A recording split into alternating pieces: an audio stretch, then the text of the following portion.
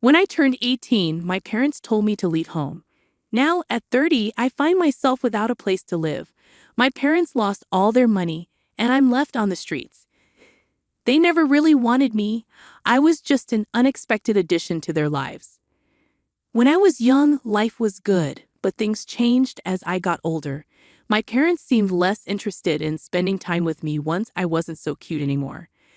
They were always busy with their business, which was like their whole world. I didn't have any other family nearby, so TV and my teachers were like my family. Even on my birthdays, I often felt alone because my parents were too busy to celebrate with me. They just gave me money to buy whatever I wanted. Christmas and back-to-school shopping were pretty much the same story.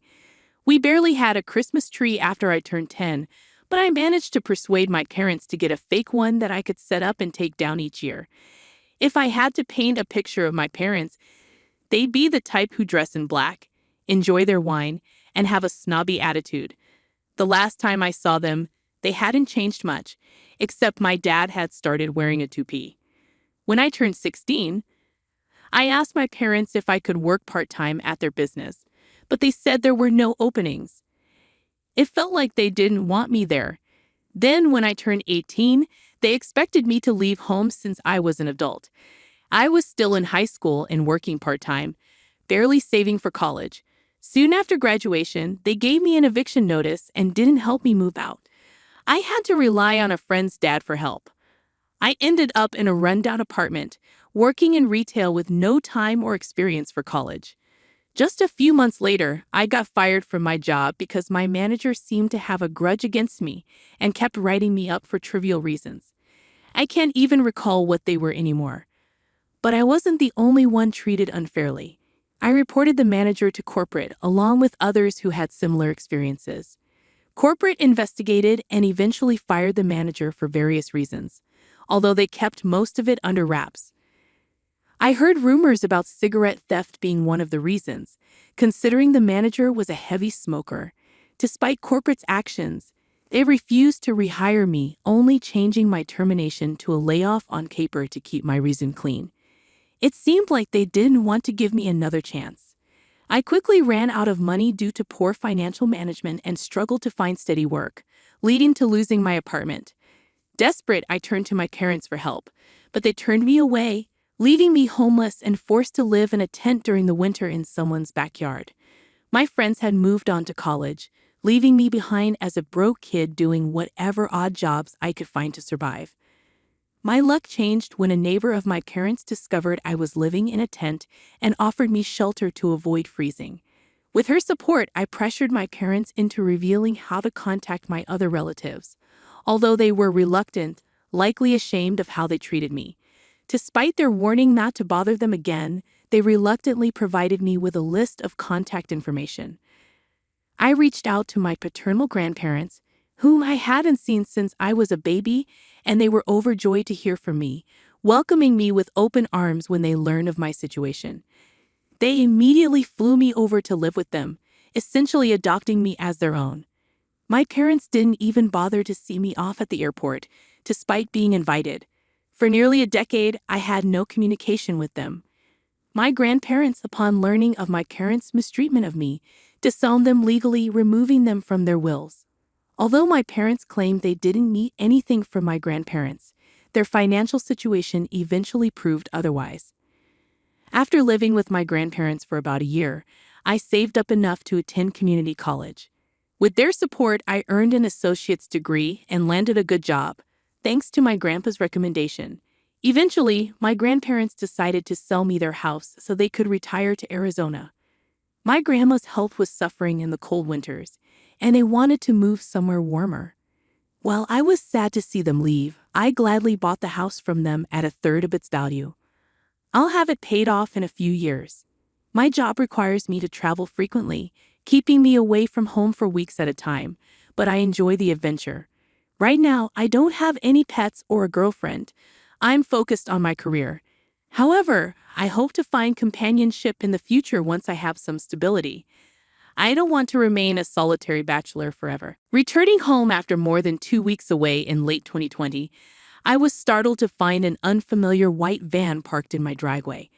Concerned, I was about to contact the authorities when I noticed my parents' business logo on the side of the van, filling me with dread.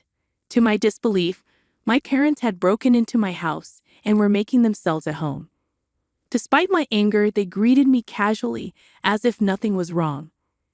I demanded they leave immediately, but they refused, arguing that it was my grandparents' house. I reminded them that they had sold it to me upon retiring, a fact they would have known had they been involved in my life. However, they persisted, claiming it was their right to stay as it was originally their parents' house. Frustrated, I retreated to my bedroom, locking the door, and called the police. When the police arrived, they were unable to resolve the situation. My parents falsely claimed they had established residency, despite having just arrived, and asserted squatters' rights, lacking evidence to the contrary, and with no surveillance footage or support from neighbors. I found myself in a stalemate. My parents even fabricated a story of a verbal rental agreement with me, and my mother resorted to tears to sway the officers. The police deemed it a family dispute and advised me to pursue legal eviction through the courts, which was complicated by delays due to the pandemic in 2020. Meanwhile, my parents remained in my home without paying rent, flaunting their victory over me. They confessed that their business had collapsed, forcing them to liquidate most of their assets to settle debts. With nothing left but their van and personal belongings, they saw my home as their lifeline for the foreseeable future. Both of my parents managed to secure new jobs after moving in. My father became a delivery driver, while my mother found work as a sales associate.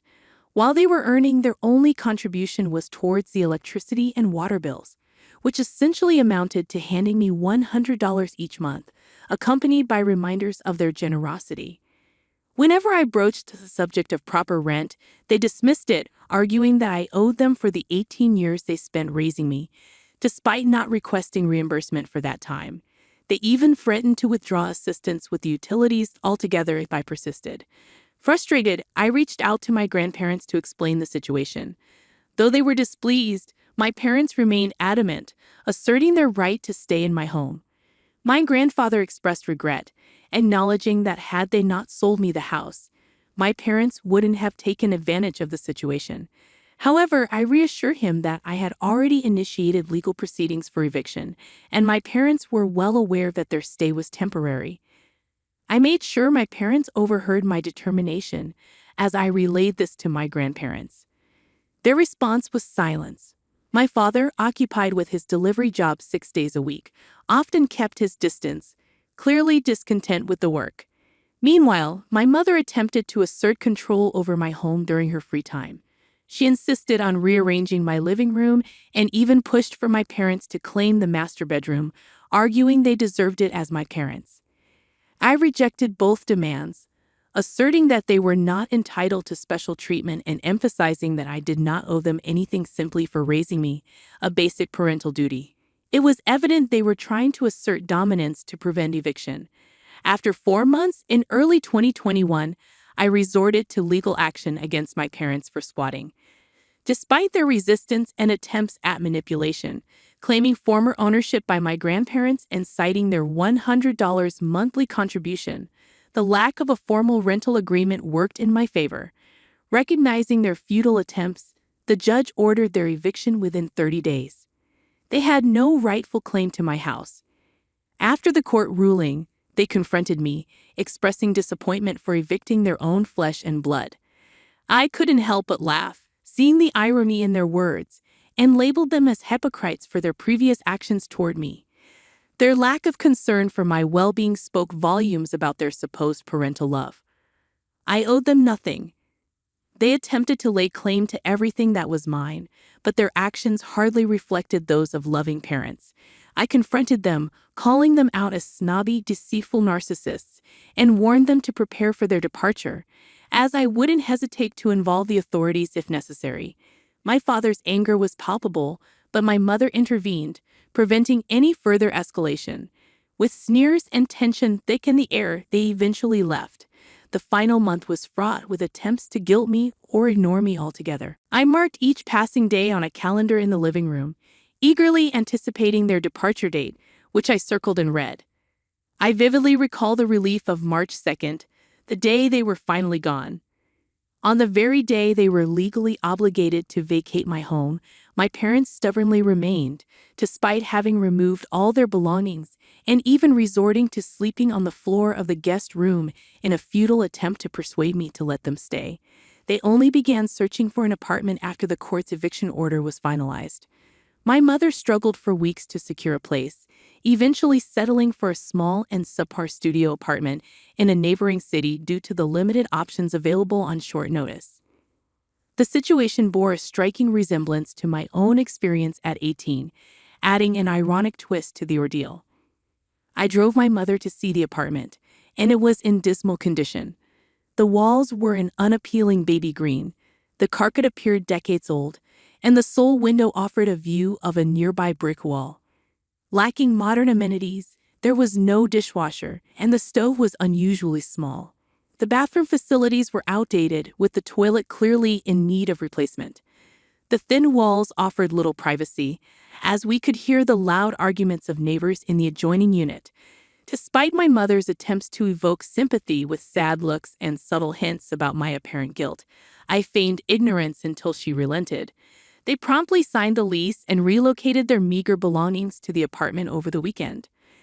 They insisted on taking the queen-size bed, dresser, and flat-screen TV from my guest room, which they had occupied for 5 months. Fed up, I allowed them to take the items, eager to rid my house of reminders of their presence. Their reaction implied they felt slighted, but they left without further demands. As soon as they departed for good, I wasted no time changing the locks on all exterior doors. With all their belongings now in the apartment and their last night spent in my guest room, I began replacing the front door lock while they loaded their van. Their silent observation did little to disrupt my focus, and they left without a word once the new lock was in place. A wave of relief washed over me as their van disappeared down the road. I felt as though karma had finally caught up with them, and I was content to let them live with the consequences of their actions. However, recent communication from my grandparents suggested otherwise. They recently contacted my grandparents to boast about their new business venture, similar to their previous one, now operating in the same state where I reside. Apparently, they're rapidly regaining their former status, enjoying financial success, and indulging in their familiar snobbish lifestyle. I couldn't help but feel a surge of resentment. After subjecting me to homelessness and squatting in my home for months, they seamlessly returned to their privileged ways. Despite my hopes for karma to intervene, their swift resurgence leaves me questioning its existence. Update. Thanks everyone for your helpful advice. I'm starting to see the value in selling the house, especially after discussing it with my grandparents. They support the idea of me moving closer to them if I decide to sell. Moving away would also mean my parents won't be able to track me down easily, which is a big plus. I'm exploring the possibility of getting transferred to a southern location by my company, which I think I'd enjoy due to the warmer climate. Winter has never been my favorite season, especially after having to live in a tent before. Since I'm not deeply rooted where I currently live and don't have many close friends, starting fresh elsewhere doesn't seem too daunting. While I do have some sentimental attachment to this house, it's not like I grew up here, so I'm open to the idea of moving. I understand the importance of beefing up security with more cameras, and I'll be looking into that. Regarding how my parents managed to break in and deceive the police, it was shockingly straightforward. They found an unlocked window, grabbed my spare keys, and then fabricated a story about having a verbal agreement to live here. They even went as far as changing their address with the DMV online to make their claims more convincing. Unfortunately, the police didn't offer much help and just advised me to go through the eviction process. I regret not getting their badge numbers to report their negligence. Quick update. Yes, my parents redirected their mail to my house, adding another layer to their residency claim. If they stayed in my house for over 30 days with my supposed permission, squatters' rights could legally make them tenants. They manipulated the situation and used every tactic to convince the police they had the right to be there. With no clear evidence of how long they've been living in the house, It became a messy finger-pointing situation, leaving the police uncertain. This led me to pursue eviction through the courts. I did withhold the Wi-Fi password from my parents, since they weren't contributing to the utility bills. However, they found a workaround by using their smartphones as hotspots for internet access during their stay. As for suggestions about leaving negative reviews or exposing my parents' past, I've decided to take the high road and move on. However, if they're involved in fraudulent activities with their new business, I'll be watching with interest to see how it unfolds. Update 2. For those skeptical about the 30-day rule concerning squatters, here's the direct law in the USA. In many areas, if someone resides on your property for over 30 days with your consent, they can claim certain rights, legally becoming your tenants. This often requires following an eviction process. Even in cases where no permission was given, if an unoccupied property is unlawfully entered and lived in, specific rules still apply. My parents manipulated the situation by fabricating permission and misrepresenting their duration of stay in my house, prolonging the eviction process to 5 months. Now you have the facts. Update 3. 5 days later, after some investigation and discussions within the family, I've discovered some curious details about my parents' sudden resurgence into business after bankruptcy. Contrary to speculation, their venture isn't an MLM. Even they wouldn't stoop to such tactics. Their new business is notably smaller than their previous one, employing only the 2 of them compared to their former staff. Concerns were raised about potential identity theft, prompting me to monitor my credit closely, a habit I'd already adopted since dealing with their squatting situation. While I wouldn't put anything past them, there's been no suspicious activity on my credit, indicating they haven't attempted to access company funds through me. My paternal grandparents, who genuinely care for me, remain puzzled about the source of my parents' newfound wealth. Despite their attempts to reach out, my parents' calls have been rebuffed since they boasted about their success. It's evident they received no support from my father's side of the family. What about my mother's side of the family? I remembered I had an old list of contacts from my parents, which included my maternal grandmother's landline number. When I was homeless, I tried reaching out to her, but she showed no interest. Although I've never met them in person, my maternal grandparents seem to share similarities with my parents. It's like my father truly found his match in my mother. As someone pointed out earlier, they seem made for each other. I managed to reconnect with my maternal grandmother only to learn that she's been divorced for a while now, and my maternal grandfather passed away 7 months ago, leaving a significant inheritance to my mother. So that's where the money for their new business came from. My maternal grandmother seemed proud of their success and didn't delve into much else during our conversation. It's likely why my parents boasted to her about their achievements, especially since my good grandparents had cut them off. However, I couldn't care less, and neither could my good grandparents. Everyone on my father's side of the family has distanced themselves from my parents. They want nothing to do with them. It's not just me they've alienated. My mother's side of the family is also fractured, filled with divorcees and loners who dislike each other but pretend to get along. In contrast, my father's side is more normal and kind-hearted. Unfortunately, my father tends to burn bridges repeatedly. Even when I was born, my grandparents wanted to be involved in my life, but my parents kept me away from them for some unknown reason. I'm not entirely sure why they did this, but I suspect it's because they didn't want to face judgment for their own parenting. I would have preferred if they had sent me to boarding school or to live with my grandparents. But I suppose narcissists need someone to belittle to feel satisfied. I can only imagine the things they said about me behind my back all these years. Nevertheless, it seems my parents didn't break any laws to start their new business. At least nothing reportable to the IRS. There's no law against using inheritance money to kickstart self-employment, and my mother inherited everything from her father, including his house and land, where my parents now live. It's not the fanciest place, but it's decent, comparable to my own home. This means my parents have a place to stay without bothering me anymore. I'm considering selling my house and relocating, but unfortunately, my current employer doesn't have a branch in Arizona. So my options are either to resign and seek employment in Arizona after selling my house, or to stay put and hope my parents don't bother me again. I'm actively searching for job opportunities because I'm determined not to let my parents find me ever again. If moving proves impossible, I'll invest in installing cameras both inside and outside my house for added security. While I doubt a similar situation will occur, I want to ensure my parents never try to track me down again for any reason. If they need assistance in their old age, I won't be there for them. They'll receive what they gave, nothing. They're dead to me, and the rest of my father's family feels the same way. If I ever have children or stepchildren, I'll make sure I never become like my parents. No child should endure what I did. The fluorescent lights buzzed overhead as I lay in my hospital bed, staring at the message on my phone. Sorry, sis. Money's tight, and we can't help with the medical bills. You should have been more careful driving in the rain. Mom and Dad agree. You are on your own with this one. My sister Olivia, who lived in our parents' fully paid guest house and drove a Mercedes they'd gifted her for Christmas, was telling me I was on my own.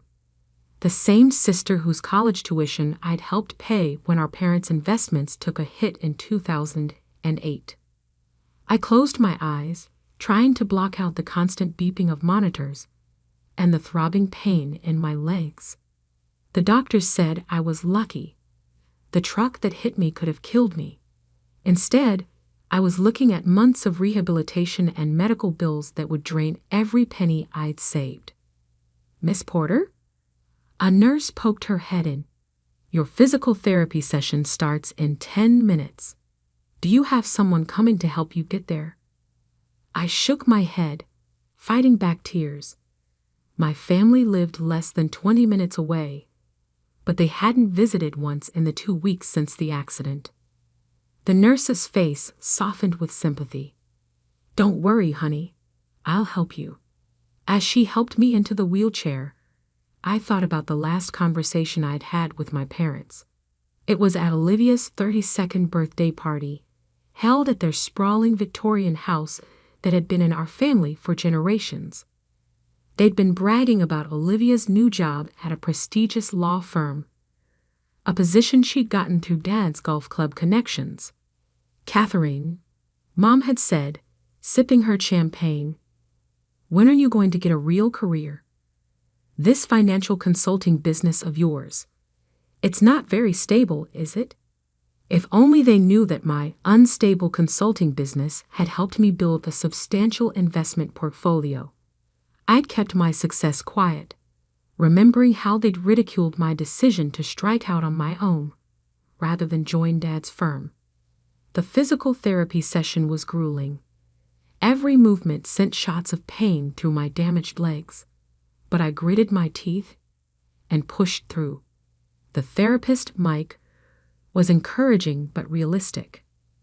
You're doing great, Catherine, but recovery will take time. And it's important to have a support system. I have enough savings. I cut him off. I'll hire whatever help I need.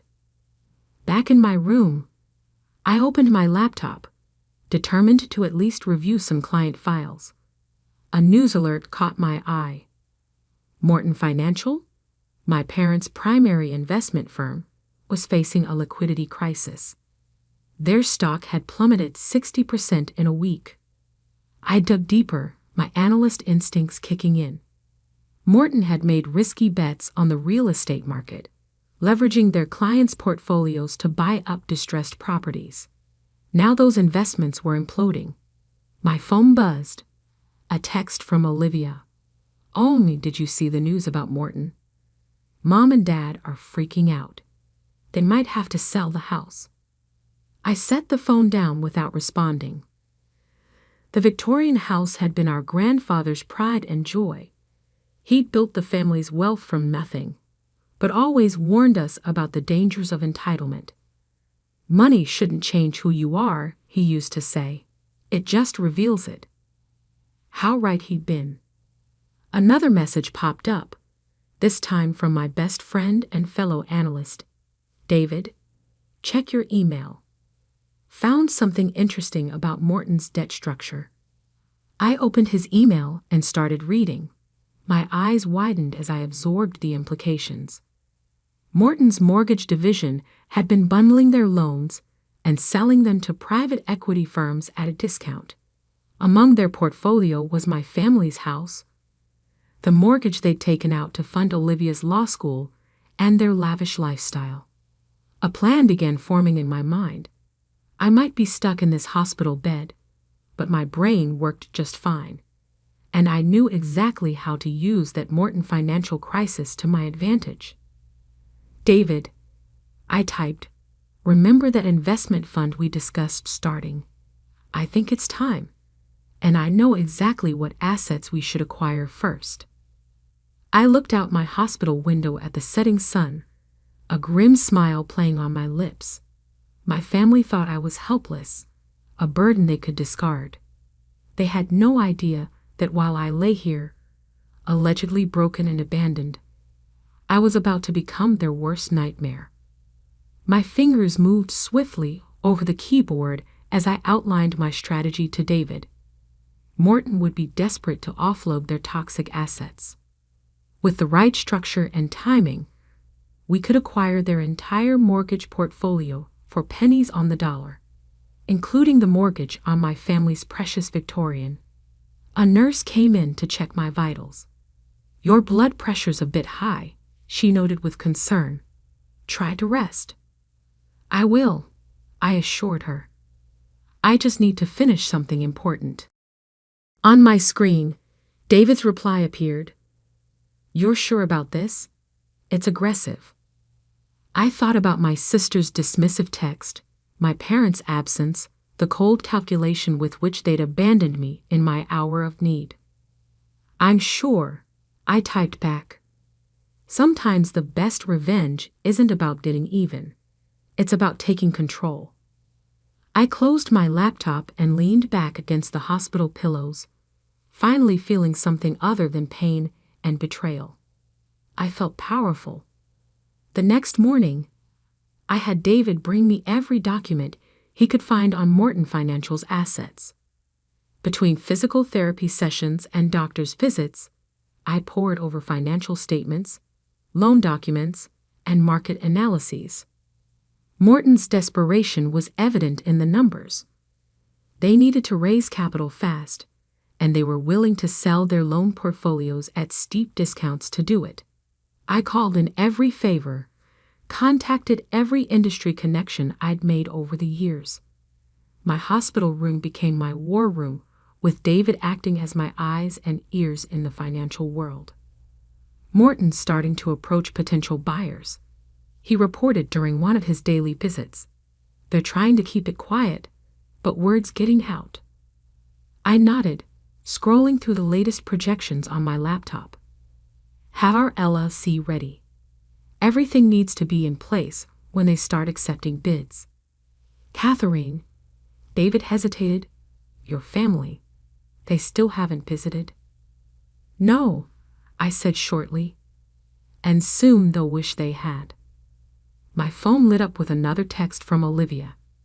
"Dad's talking about declaring bankruptcy. This is a nightmare." I left it unanswered, just like all her previous messages. Instead, I focused on the document David had brought me, a preliminary term sheet for Morton's distressed asset sale. The pieces were falling into place. While my family worried about losing their precious house, I was preparing to become their anonymous creditor. Sometimes recovery takes more than just physical healing. Sometimes it requires rebuilding yourself into someone stronger, someone who can never be abandoned or betrayed again. And as I lay in that hospital bed, surrounded by financial documents and powered by determination, I was doing exactly that. 2 months after the accident, I sat in my wheelchair in a sleek downtown office, watching as David finalized our bid for Morton Financial's distressed assets. My legs were healing, but my heart had hardened into something unbreakable. "Phoenix Capital Management," I murmured, reading the name on our newly registered investment firm's documents. Rising from the ashes, David looked up from his computer. Final offers ready. $85 million for their entire mortgage portfolio. About 30 cents on the dollar. I nodded, remembering the conversation I'd overheard between two nurses last week. They'd been discussing my sister Olivia's appearance on local news, speaking as a concerned citizen about Morton Financial's collapse. She'd been wearing the diamond necklace our parents gave her for passing the bar exam. The same week they told me they couldn't help with my student loans. Send it, I said. While we waited for Morton's response, I focused on my recovery. Physical therapy was still excruciating, but I channeled every stab of pain into determination. The doctors were amazed by my progress. Whatever's driving you, Mike, my therapist, said during one particularly tough session, it's working. If he only knew. The call from Morton came on a rainy Tuesday afternoon. They accepted our bid with minimal negotiation. Desperation had made them eager. Within hours, Phoenix Capital Management became the proud owner of over 500 mortgages, including the one on my family's Victorian. I celebrated that night with a painkiller and a spreadsheet, meticulously reviewing each loan in our newly acquired portfolio. Most would be restructured or sold off, but some would receive special attention. The next morning, my phone exploded with messages. Morton had announced the sale of their mortgage division to an anonymous investment firm. My family was panicking. Mom, they sold our mortgage. What if the new company raises our rates? Olivia, Dad's meeting with bankruptcy lawyers tomorrow. This is insane. Dad, Catherine, I know we haven't been there for you, but I need your financial expertise. Call me. I deleted them all without responding. David stopped by later with takeout and updates. The transfer's complete. You now officially own your family's debt. I took a bite of lo mein, savoring both the taste and the moment. Have our management company send out the standard notification letters. And David, make sure my family's includes the new, adjusted terms. You're really going to do it. They made their choice when they abandoned me, I said, my voice steady. Now it's my turn to make mine. The next week, as I graduated from wheelchair to walker, my family received their letter from Phoenix Capital Management. Their mortgage rate was being adjusted to the maximum legally allowable amount, effectively doubling their monthly payment. The explosion was immediate. Catherine, Olivia burst into my hospital room unannounced, waving the letter. You have to help us figure this out. Mom's having anxiety attacks. Dad can't sleep. I looked at her designer purse, her perfect manicure, her face flushed with self-righteous concern. I thought I wasn't your problem. She flinched. That's not fair. We were dealing with our own crisis. While I was dealing with paralysis, I cut in. Alone. We're family, she protested. Are we? Because family doesn't abandon each other in hospitals. Family doesn't ignore calls for help. Family shows up.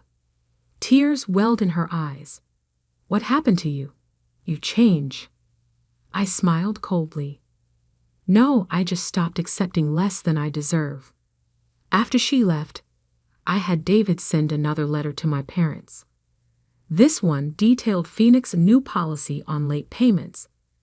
There would be no grace period, no exceptions. That evening, my father called. Catherine, please. We need your help understanding these financial terms. Maybe you could talk to the new company, explain our situation, like you explained my situation to them when I needed help. Silence. Then, we made a mistake. We see that now. No, I said quietly. You're only seeing your own desperation. There's a difference. I hung up and opened my laptop, reviewing Phoenix's latest acquisitions. We'd expanded beyond Morton's portfolio, snapping up distressed debt across the city. Every deal made us stronger, more influential. The physical therapist had me practicing with a cane now. Each step was a victory, a reminder that I wasn't the helpless victim my family had abandoned. "Your recovery is remarkable," Dr. Chin said during my checkup. "Most patients take much longer to reach this stage." I didn't tell her that rage could be as powerful a motivator as physical therapy. The next day, David brought more news. My parents had tried to refinance their mortgage, approaching every bank in town. They were denied, he reported. Their credits shot from the Morton collapse. I nodded, unsurprised. "And the house?" "They've listed it for sale. No takers yet." The Victorian had been in our family for 3 generations. My grandfather had bought it with his first real estate profits, turning it from a rundown property into a symbol of success. Now it would become a symbol of something else, the price of betrayal. My phone buzzed, with a text from Mom. "We're having a family meeting tonight about the house. Please come. We need you." I stared at the message, remembering all the unanswered calls I'd made from my hospital bed. All the nights I'd laid awake, fighting pain and loneliness, while they lived their lives as if I didn't exist. "Can't make it," I texted back. "I have a meeting with my investment advisors." Let them wonder about that. Let them speculate about my finances while their own crumbled. Because soon they would learn just how expensive abandonment could be. That night, I sat in my apartment. I checked out of the hospital last week. Looking at old family photos, happy faces smiled back at me, preserving moments when I'd believed in unconditional love and family loyalty. "You were right, Grandpa," I whispered to his image. "Money doesn't change people, it reveals them." My laptop chimed with an email notification. David had sent the latest report on Phoenix Holdings. Our company had grown exponentially, attracting attention from major players in the finance world. But I wasn't interested in their attention. I was focused on one particular asset, a Victorian house that would soon teach my family the true meaning of consequences. 3 months after Phoenix Capital acquired my family's mortgage, I stood without assistance in my office on the 40th floor of downtown's most prestigious building, looking out at the city below. My cane rested against the desk, rarely needed now, except on particularly tiring days. My phone buzzed, a text from David. "They're here." I smoothed my designer suit, a small smile playing on my lips. "Send them up." Minutes later, my family walked into my office. Their shocked expressions as they took in the luxurious space, the stunning view, and my position behind the massive desk were almost worth every painful step of my recovery. "Catherine?" Mom's voice wavered. This is your office. Welcome to Phoenix Capital Management," I said calmly. "Please, sit down." They sank into the leather chairs facing my desk. Dad looked older than I remembered, his face lined with worry. Olivia had lost her polished shine, her designer clothes replaced by something more modest. Mom's hands trembled as she clutched her purse. "You work here?" Olivia asked, her eyes darting around the office. "As what?" "Not exactly." I pressed a button on my desk, and the wall behind me lit up with the Phoenix Capital logo. "I own it." The silence that followed was deafening. That's impossible," Dad finally managed. "Phoenix Capital is the company that bought our mortgage. They're worth hundreds of millions. The latest valuation puts us at just over $1 billion. I kept my voice professionally detached. "Would you like to see the paperwork?" Mom started crying. Not the elegant tears she shed at charity galas, but ugly, racking sobs. All this time, while we were drowning in debt. You were successful? I finished for her. Yes. No thanks to any of you. Why didn't you tell us? Olivia demanded. Why did you let us suffer? I leaned forward, my hands flat on the desk. Let you suffer? Like you let me suffer in that hospital, alone in pain, wondering why my family hadn't bothered to visit. We were dealing with our own crisis. Dad protested weakly. No, I cut him off. You were dealing with the consequences of your own choices. The risky investments, the lavish spending, the constant need to maintain appearances. And when I needed you most, you decided I wasn't worth the inconvenience. I pulled out a folder and laid 3 documents on the desk. Option 1. I foreclose on the house immediately. You have 30 days to vacate. Dad's face went pale. Option 2. You keep the house, but with the current terms. Double payments, no grace period, no exceptions. Mom's sobs grew louder. Option 3. I slid the final document forward. You sign the house over to me. I let you stay as tenants, with reasonable rent, but you acknowledge that you've lost any claim to our grandfather's legacy. You're enjoying this, Olivia accused, her voice bitter. You're punishing us. No, I said quietly. I'm teaching you what it feels like to be abandoned by family. I stood up, walking to the window without my cane. You know what got me through those weeks in the hospital? Not the pain medication, not the physical therapy. It was understanding that I had to become someone who could never be hurt like that again. Catherine, please, Mom whispered. We're sorry. We were wrong. Sorry because you mean it, or sorry because I hold your fate in my hands? No one answered.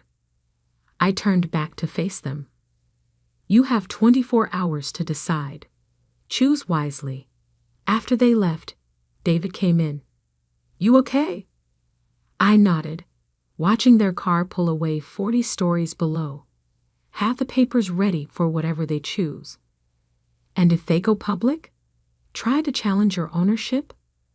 Then I released the documents showing how they mismanaged Grandpa's trust, how they used Olivia's law school as an excuse to mortgage a fully paid house, how they chose luxury over family. The next day, exactly 23 hours later, they returned with the signed option 3 documents. No one spoke as I reviewed the paperwork, my signature joining theirs in crisp black ink. The rental agreement will arrive tomorrow, I said, closing the folder. I suggest you read it carefully. Is this it? Olivia asked, her voice small. Are we just done as a family? I met her eyes, seeing for the first time how much the past months had changed her. The entitlement was gone, replaced by something that looked almost like understanding. Family, I said softly, isn't about shared DNA or shared property. It's about being there when it matters most.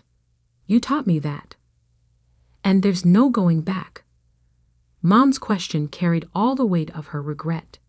I thought about the lonely hospital nights, the unanswered calls, the casual cruelty of their abandonment. Then I thought about Grandpa's words about money revealing true character. Going back? No, but forward. That depends on you. They left quietly, the victory I'd imagined feeling more hollow than I'd expected. But as I watched the sun set over the city, I knew I'd done what was necessary, not for revenge, but for justice. Not to hurt them, but to teach them. Money hadn't changed me. It had revealed me. Revealed a strength I never knew I had. 1 year later, I stood in front of the Victorian, its restored grandeur a testament to the renovations I'd overseen. My family still lived there, paying their rent on time, learning slowly what it meant to live within their means. Olivia had quit her prestigious law firm to work at a nonprofit. Mom had started volunteering at the hospital where I'd recovered. Dad had finally retired, spending his days restoring classic cars instead of chasing status. They weren't perfect. Our relationship wasn't healed. But they were changing, and maybe that was enough. "Miss Porter?" My assistant's voice came through my phone. "Your 3 o'clock is waiting. The investors are very interested in Phoenix expansion plans." "On my way," I replied, taking one last look at the house. I didn't need the cane anymore. My legs had healed stronger than before, and so had I. As I drove away, I thought about how life's worst moments can become our greatest teachers. My family had abandoned me, but in doing so, they'd forced me to become unbreakable. Sometimes the best revenge isn't about getting even. It's about becoming someone who can never be broken again. And I had succeeded at both. I stood in front of the ornate church mirror, adjusting my maid of honor dress and mentally calculating the exact amount my parents had stolen from my savings account. $127,843. Money I'd earned through years of careful investment and countless late nights building my consulting business. Isn't this perfect? My sister Madison twirled in her designer wedding gown, the one that cost exactly $23,651 of my money. I still can't believe how everything worked out. Meeting James at that charity gala, and now here we are. I forced a smile, remembering the real story of how she'd met my business partner. The story she didn't know. "Yes," I replied softly. Everything worked out exactly as planned. 6 months earlier, I'd sat across from my parents at our family's weekly dinner, listening in shock as they casually announced they'd borrowed my savings for Madison's wedding. "Honey, you understand," Mom had said, patting my hand. "Your sister only gets married once, and James comes from such a good family. We couldn't let her have anything less than perfect. You had no right." I'd managed through clenched teeth. "That was my money." "Don't be selfish," Dad cut in. "Madison needs this. Besides, what were you doing with all that money anyway?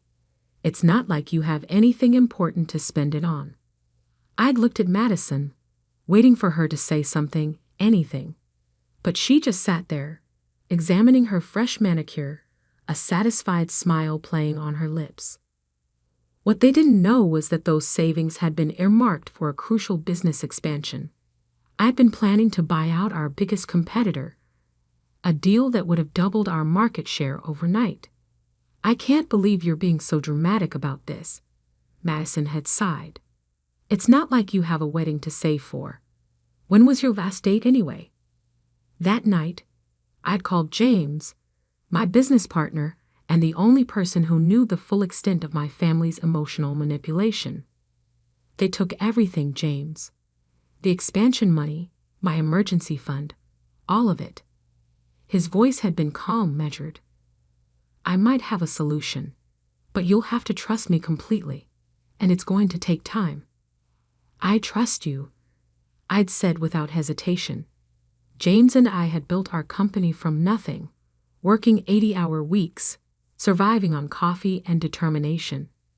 He was the brother I should have had instead of the sister who'd spent her life taking everything from me. "Good," he replied, "because I'm about to tell you how we're going to take over your family's company, and it starts with me meeting your sister." Now, watching Madison fuss with her veil, I thought about how perfectly James had played his part. The accidental meeting at the charity gala, the whirlwind romance, the proposal that had made headline news. James was, after all, one of the city's most eligible bachelors. My parents had been ecstatic. Their golden child marrying into serious money. It was everything they dreamed of. If only they knew that James's real value wasn't in his personal wealth, but in his shares of our company, Monarch Consulting. Shares that, combined with mine, would give us controlling interest in Anderson and Sons, my family's century-old business, once the merger papers were signed tomorrow morning. Sarah? Madison's voice pulled me from my thoughts. Earth to Sarah. Mom wants to know if you've got the marriage license. She said she gave it to you for safekeeping. I patted my purse, feeling the weight of the envelope inside. Got it right here. What I didn't mention was that nestled beside it was another envelope, one containing merger documents that would transfer control of Anderson and Sons to Monarch Consulting the moment Madison and James said, "I do." A knock at the door interrupted us. Mom bustled in, already dabbing at her eyes with a monogrammed handkerchief.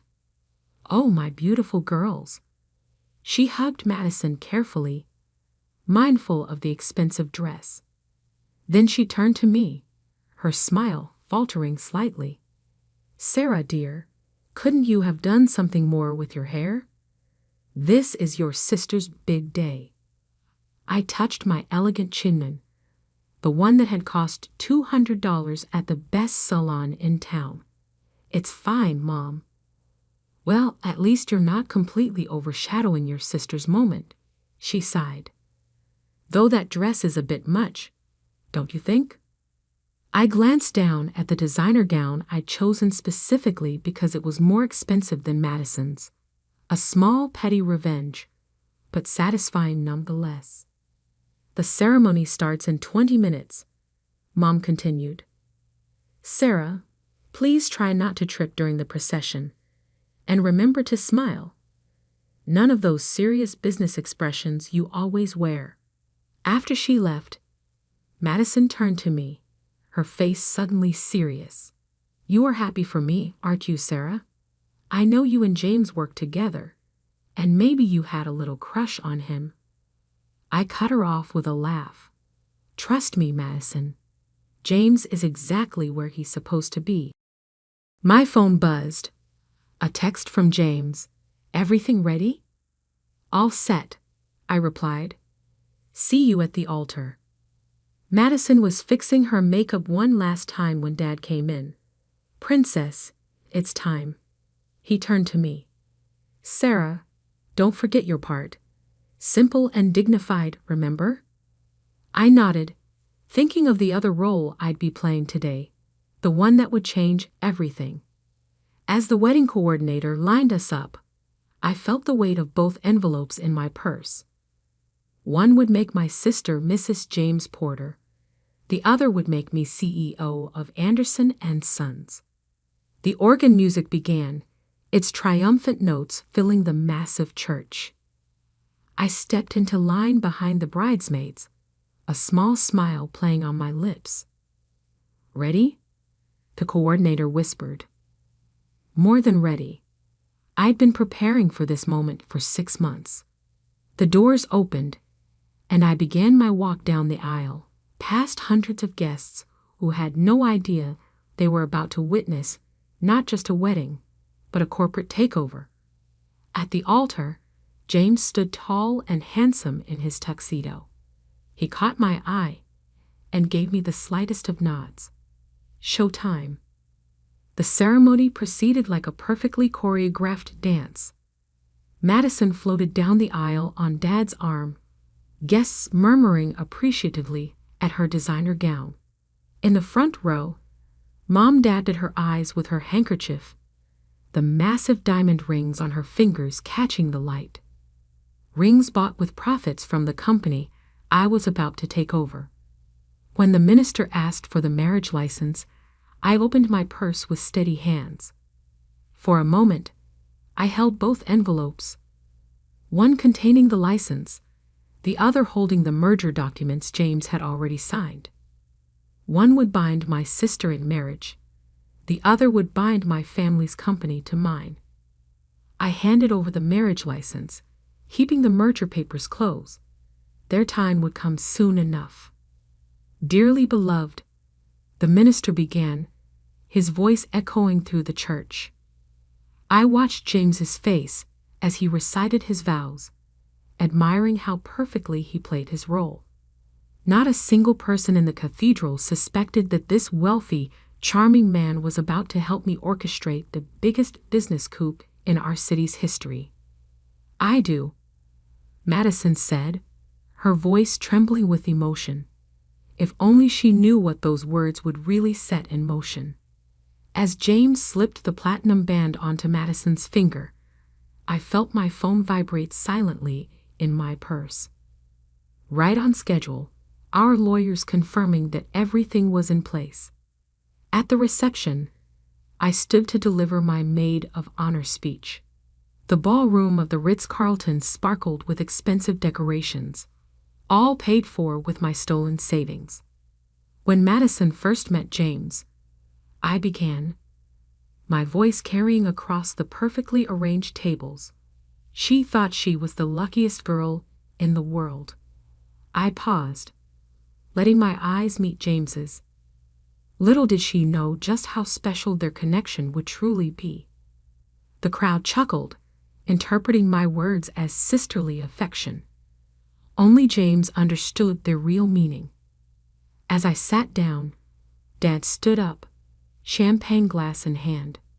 Today isn't just about joining two people in marriage, he'd announced proudly. It's about joining two of the city's most prestigious families, the Andersons and the Porters, a perfect match. I smiled, thinking about how that perfect match would look very different by tomorrow morning. The party was in full swing when my phone buzzed again. The message was from our corporate attorney. Documents filed. Ready when you are. I caught James's eye across the dance floor and gave a subtle nod. He excused himself from Madison's side and made his way to where the senior partners of Anderson and Sons were gathered. Gentlemen, I heard him say, I'd love your advice on something. Could we step into the library for a moment?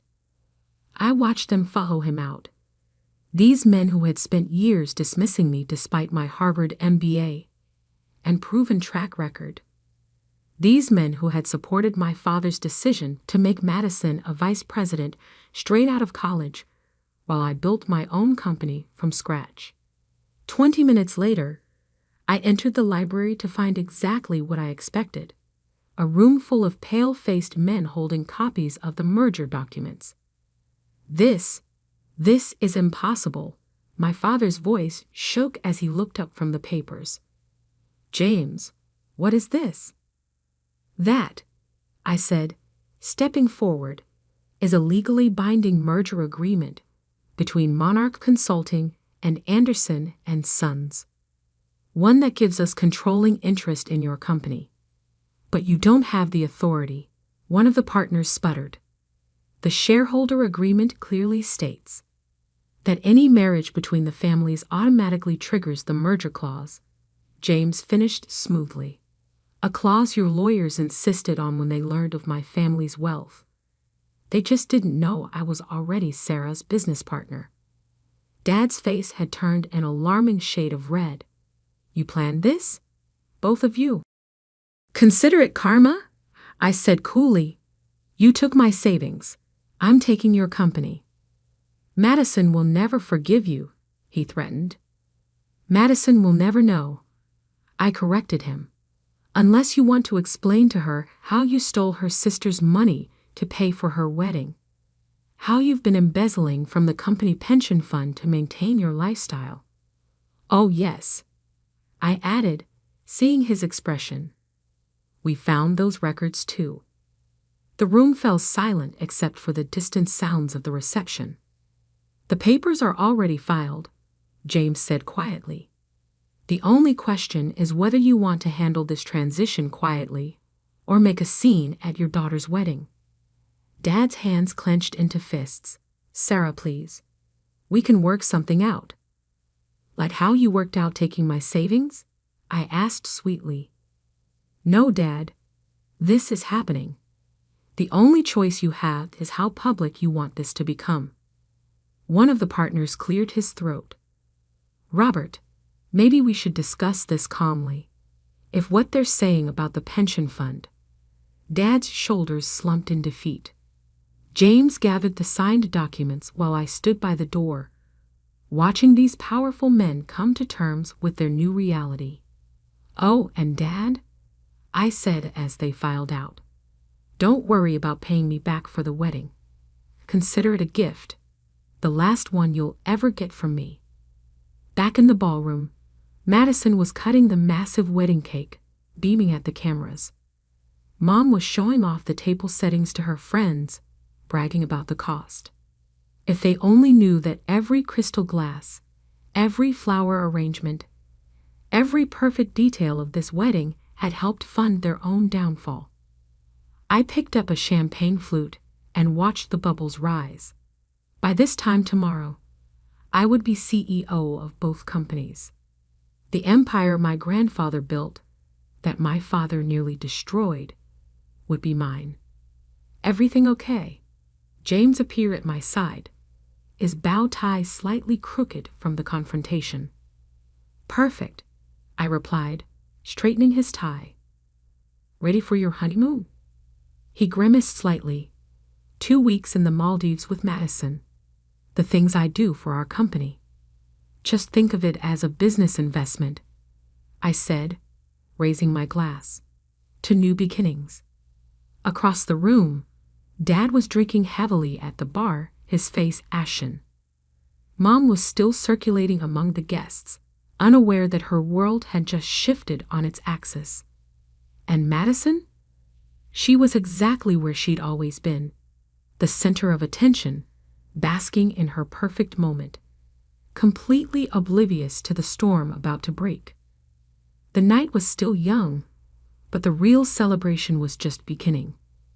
2 weeks after the wedding, I sat in what had once been my father's office, reviewing the latest financial reports. The view of the city skyline was exactly as I remembered from childhood visits, but everything else had changed. The heavy oak desk where Dad had once dismissed my business ideas was now mine. The wall of photos showing him with celebrities and politicians had been replaced with our company's new vision statement and organizational chart. My phone buzzed. A text from James. Just landed. Heading to the office. Madison's still mad. I'm cutting the honeymoon short for work. I smiled, remembering Madison's Instagram posts from the Maldives. Endless selfies of her living her best life. Completely unaware that her new husband had spent most of the trip on conference calls, helping me restructure both companies. A knock at my door interrupted my thoughts. Come in. Mom entered, looking smaller somehow without her usual designer outfit and perfectly coiffed hair. Sarah, we need to talk. I gestured to the chair across from me. The same chair where I'd once sat as Dad lectured me about practical career choices. How could you do this to your own family? She demanded, but her voice lacked its usual authority. Interesting, I said, opening a folder on my desk. That's exactly what I wondered when I saw these bank statements. Care to explain why you and Dad withdrew $127,843 from my account without permission? That was different. It was for your sister's wedding. No, I corrected her calmly. It was theft. Just like Dad's creative accounting with the pension fund was theft. The only difference is, I found a legal way to take back what's mine. By tricking your sister? Using James to what? Give her exactly what she wanted. A wealthy husband, a dream wedding, a luxury honeymoon. I leaned forward. Madison got everything she ever wanted. The fact that it helped me get what I wanted to is just good business. Mom's eyes filled with tears. Your father hasn't slept in days. He's talking about moving to Florida, selling the house. The house is company property, I reminded her. And yes, you'll need to vacate it by the end of the month. Where are we supposed to go? I hear Madison's guest house is quite comfortable, though you might want to hurry. Once she learns about the company, she might not be feeling very generous. As if on cue, my phone buzzed with an incoming call from Madison. Excuse me, I told Mom. I need to take this. Mom stood shakily. At the door, she turned back. We're still family, Sarah. No, I said softly. We stopped being family the moment you chose Madison's one perfect day over my entire future. I answered Madison's call on speaker, letting Mom hear as she left. Sarah. Madison's voice was shrill. What's going on? James is acting weird, saying something about an emergency board meeting. And Dad's not answering his phone. Don't worry, I said smoothly. Everything will be explained at the meeting. You should come too. It involves the whole family. 2 hours later, I stood at the head of the conference room table, facing my assembled family and the board of directors. James sat to my right, his expression professionally neutral. As of this morning, I announced, the merger between Monarch Consulting and Anderson & Sons is complete. I will be serving as CEO of the combined companies. Madison jumped up. What? But Daddy, you said I was next in line for CEO. Dad couldn't meet her eyes. James cleared his throat. Actually, according to the new organizational structure, your position has been eliminated. The color drained from Madison's face as understanding dawned. You married me just to help her take over the company. The marriage is legal, James said calmly. And I'll continue to provide for you exactly as agreed in our prenup, which, if you recall, you were too excited to read carefully. Madison turned to me, tears streaming down her face. My own sister. You ruined everything. No, I corrected her. I took back what was mine and built something bigger in the process. By destroying our family, I pulled out the bank statements, sliding them across the table. Our family was destroyed the moment they stole my savings for your wedding. I just decided to stop being the victim and start being the victor. Mr. Anderson, one of the board members interrupted. Given the circumstances with the pension fund, we believe it's best if you announce your retirement immediately. Dad nodded numbly. Madison looked between our parents in confusion. Pension fund? What pension fund? Ask them, I suggested. Ask them about all the creative accounting they did to maintain their lifestyle, to pay for your cars, your clothes, your perfect wedding. The board members began filing out, leaving our family alone in the wreckage of what we'd once been. You'll regret this, Madison spat, grabbing her designer purse. All of it. Actually, I said, I've never been more certain of anything in my life. After they left, James loosened his tie. Well, that went about as expected. I stood by the window, watching my family exit the building below. Mom and Dad walking slowly, shoulders slumped. Madison storming ahead, already on her phone, probably calling her friends to complain about her evil sister. Any regrets? James asked quietly. I thought about years of being second best, of working twice as hard for half the recognition, of having my dreams dismissed and my savings stolen. Just one, I replied. That I didn't do this sooner. 1 year later, I stood in the same spot, but the view was different. Under my leadership, the merged company had doubled its market share. The pension fund had been fully restored, the corporate culture transformed. My phone buzzed with a text from Madison. Heard about the company's success. Ready to talk? I deleted it without responding. Some bridges weren't meant to be rebuilt. James appeared in my doorway. Board meeting in 5. Ready to show them the expansion plans? I gathered my papers, pausing to straighten a new photo on my wall. One showing me and James at the company's last charity gala. Both of us smiling genuinely at the camera. You know what, James? I've never been more ready. Sometimes revenge isn't just about getting even. Sometimes it's about proving that the people who underestimated you were wrong. That the person they dismissed as second best could become the best. And I had proof. 12 stories of prime real estate, 2 thriving companies merged into an empire, and one perfect revenge served exactly the way I'd planned it. Madison got her perfect wedding. I got everything else. And that was the best revenge of all. The day my grandmother, Catherine Hamilton, died, I was elbow-deep in soil, tending to her prized rose garden. She had taught me everything about those roses, which varieties needed more sun, how to prune them just right, and most importantly, how to nurture their roots so they'd flourish for generations. These roses are like secrets, Sarah, she'd often say, her blue eyes twinkling with hidden knowledge. Some bloom bright and bold, while others hide their beauty until the perfect moment.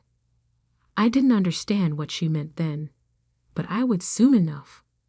The call came from Mr. Patterson, her attorney, his voice carrying the weight of decades managing the Hamilton family's legal affairs. Miss Hamilton, I'm afraid I have difficult news. Your grandmother passed away in her sleep last night. The rose clippers slipped from my hands, landing silently in the soft earth. My grandmother, the woman who had raised me after my parents' death, who had been more of a mother to me than anyone else, was gone. There's something else, Patterson continued, his voice dropping slightly. She left explicit instructions about her will. The reading is scheduled for tomorrow at 2 p.m. Your presence is mandatory. I barely registered his words, my mind still struggling to process the loss. Of course, I'll be there. One more thing, Miss Hamilton. Your grandmother insisted that all family members must attend, including your Uncle Marcus.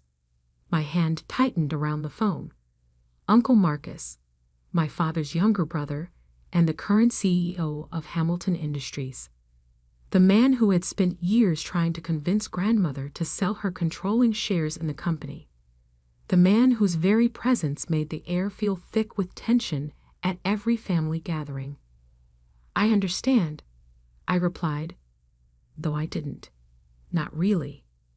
The next day, I arrived at Patterson and Associates, the law firm that had handled Hamilton family matters since before I was born. The office occupied the entire top floor of a historic downtown building, its dark wood panels and leather-bound books speaking of old money and even older secrets. Uncle Marcus was already there, impeccable in his tailored suit, his silver hair perfectly styled. Aunt Diana, his wife, sat beside him, her face a mask of practiced sympathy. Their children, my cousins William and Victoria, completed the picture of the perfect grieving family. I took a seat across from them, suddenly conscious of my simple black dress and the dirt still lingering beneath my fingernails from yesterday's gardening. Uncle Marcus's eyes flickered over me, his lip curling slightly. Sarah, he nodded curtly. I trust you're well. Before I could respond, Mr. Patterson entered, carrying a thick manila envelope. He settled behind his massive desk, adjusting his reading glasses with practiced precision. Thank you all for coming, he began, his voice grave. We're here to discuss Catherine Hamilton's last will and testament. But before we proceed, she left specific instructions about how this meeting should be conducted. He opened the envelope, pulling out several documents. First, I must confirm that all named parties are present. Marcus Hamilton? Present, my uncle answered, his deep voice filling the room. Diana Hamilton? Here, Aunt Diana whispered. William and Victoria Hamilton. My cousins murmured their acknowledgments. And Sarah Hamilton? Present, I said softly. Patterson nodded, satisfied. Very well. Mrs. Hamilton's will is unusual. She has divided her estate into 2 parts. Uncle Marcus leaned forward slightly, his fingers drumming against his armrest. The first part concerns Hamilton Industries. As you know, Catherine held controlling interest in the company. 51% of all voting shares. Patterson paused, glancing at each of us in turn. These shares, along with her other business holdings, will be held in trust for 30 days. Held in trust? Marcus interrupted, his voice sharp. For what purpose? Patterson raised a hand. Please let me finish. After 30 days, the shares and business holdings, valued at approximately $50 million, will be transferred to Sarah Hamilton. The room erupted in chaos. Uncle Marcus shot to his feet, his face flushed with anger. This is absurd. Sarah has no business experience, no understanding of the company.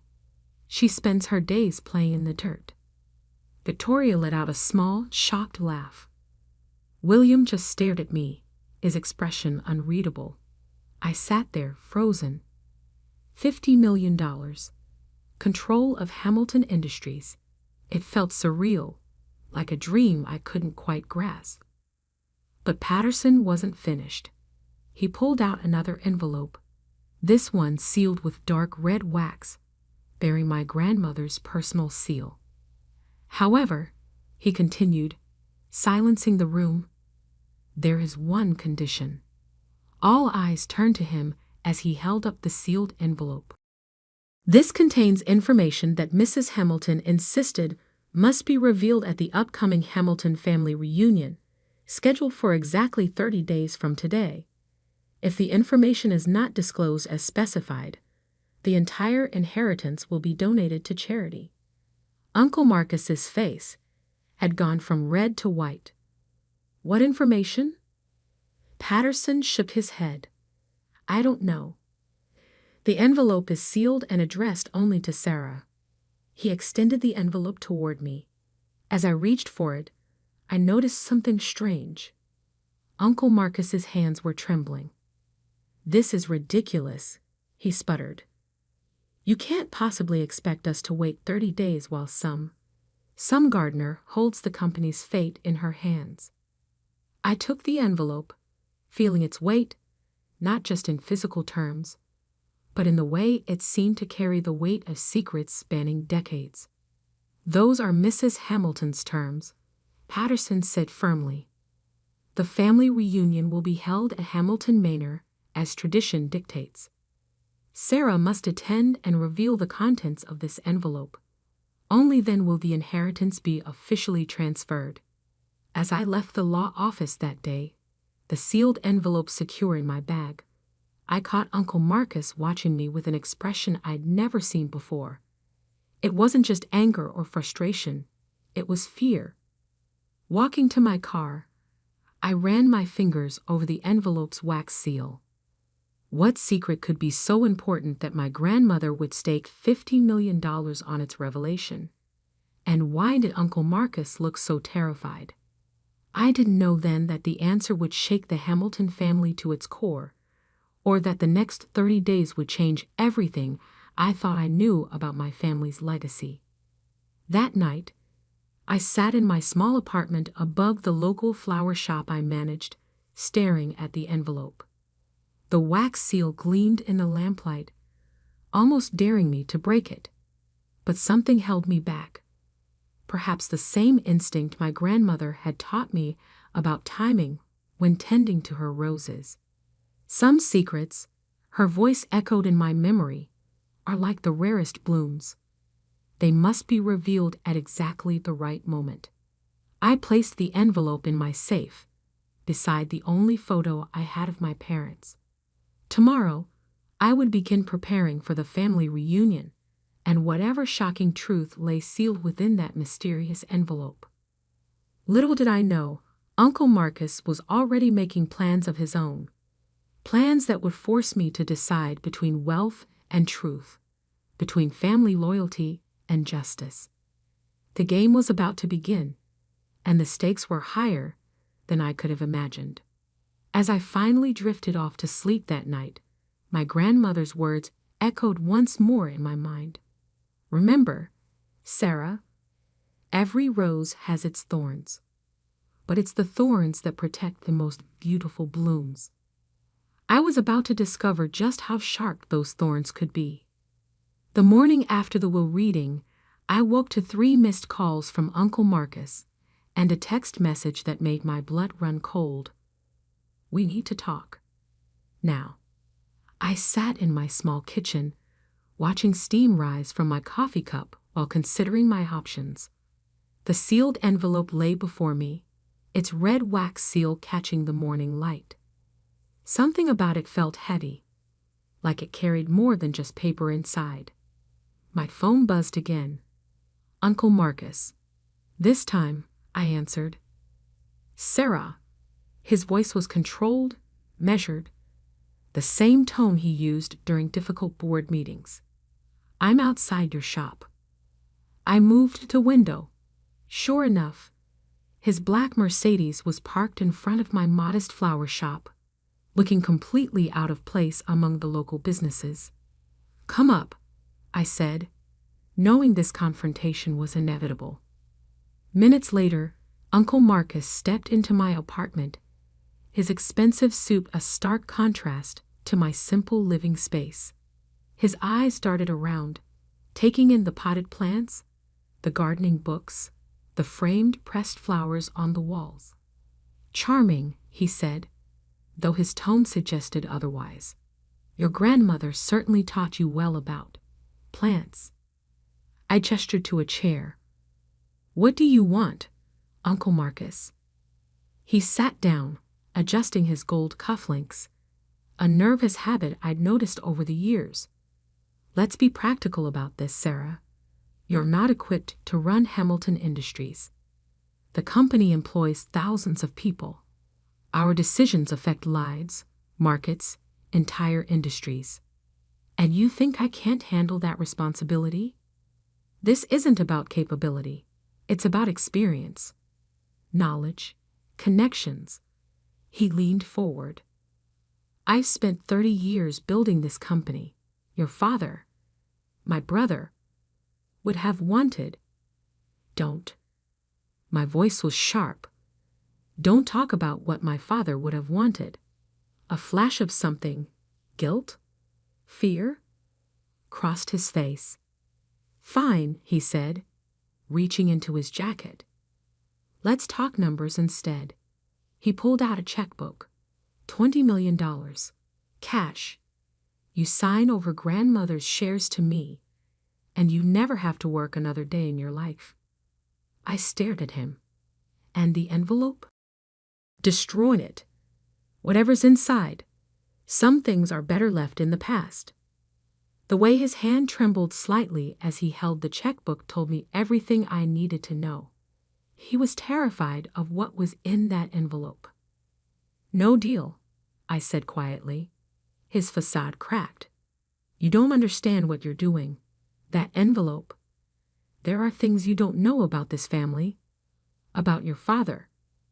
Then maybe it's time I learned them. He stood abruptly, his chair scraping against the floor.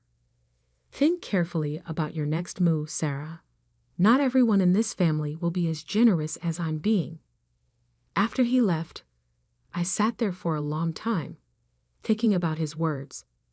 What didn't I know about my father? About this family? I needed answers, and I knew exactly where to start looking. That afternoon, I drove to Hamilton Manor, my grandmother's estate, and the heart of our family's legacy. The housekeeper, Mrs. Chen, who had served our family for over 40 years, greeted me with knowing eyes. "I wondered when you'd come," she said, leading me inside. "Your grandmother left something for you in the library." The library was exactly as I remembered. Walls of leather-bound books, the scent of old paper and wood polish, and my grandmother's antique desk dominating the room. Mrs. Chen walked to a painting behind the desk, a landscape of the manor grounds, and carefully removed it from the wall. Behind it was a safe. "She changed the combination last month," Mrs. Chen said. "To your birthday." Inside the safe, I found a leather journal and a USB drive. The journal's first page bore my grandmother's elegant handwriting. "My dearest Sarah, if you're reading this, then you've already received the envelope. What it contains will change everything, but before you open it, you need to understand why. This journal contains the truth about the night your parents died, about your uncle's rise to power, and about the real reason I've chosen you to inherit everything. Be careful who you trust. The walls of Hamilton Manor have ears, and not everyone in this family deserves the name they carry. All my love, Grandmother Catherine." My hands trembled as I turned the page. What I read next made my heart stop. According to the journal, the car accident that killed my parents 20 years ago might not have been an accident at all. My grandmother had been investigating it for years, gathering evidence, following leads that the police had overlooked or been paid to ignore. The USB drive contained financial records, emails, and surveillance footage, a digital trail that pointed to a horrifying conclusion. Someone had tampered with my father's car the night he and my mother died. Someone who stood to gain from their deaths. Someone who took control of Hamilton Industries immediately after. Someone like Uncle Marcus. But before I could read more, I heard footsteps in the hallway. I quickly tucked the journal and USB drive into my bag just as Victoria, my cousin, entered the library. "I thought I saw your car outside," she said, her smile not reaching her eyes. "Finding anything interesting?" "Just memories," I replied, keeping my voice steady despite my racing heart. Victoria walked to the desk, running her fingers along its polished surface. "You know, Dad's really upset about all this. He built this company from nothing after Uncle James died. It's not fair that you just swoop in and take everything." I bit back a laugh. Built from nothing. Hamilton Industries had been thriving when my father ran it. It was only after his death that Uncle Marcus took control. "Your father will survive," I said, standing to leave. "Maybe." Victoria's voice turned cold. "But will you?" I stopped at the door. "Is that a threat, cousin?" She laughed, but there was no humor in it. "Of course not. Just be careful, Sarah. Accidents happen in this family. Just ask your parents." I left Hamilton Manor with my heart pounding and my mind reeling. The journal in my bag felt like it weighed a ton, its secrets burning to be revealed. That night, I sat in my apartment reading every page of my grandmother's journal. The story it told was worse than I could have imagined. Corporate espionage, betrayal, murder, all hidden behind the respectable facade of the Hamilton name. But the most shocking revelation wasn't about my parents' death. It was about what happened after. About a series of decisions and deals that had turned Hamilton Industries from a respected family company into something darker. And Uncle Marcus was at the center of it all.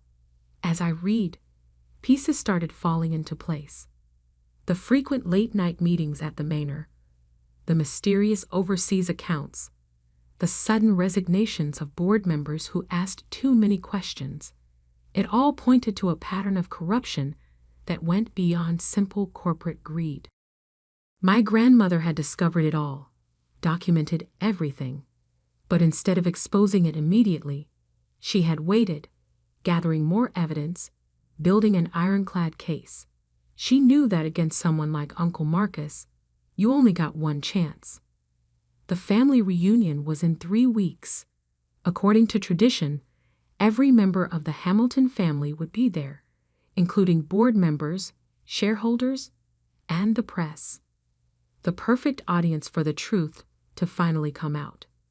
But as I sat there surrounded by evidence of decades of deception, I realized something that chilled me to the bone. I wasn't the first person to discover these secrets. My father had known too. That's why he died. A knock at my door made me jump. It was past midnight. Who could be here at this hour? Through the peephole, I saw William, my other cousin, looking anxious. I opened the door cautiously. "William? What are you doing here?"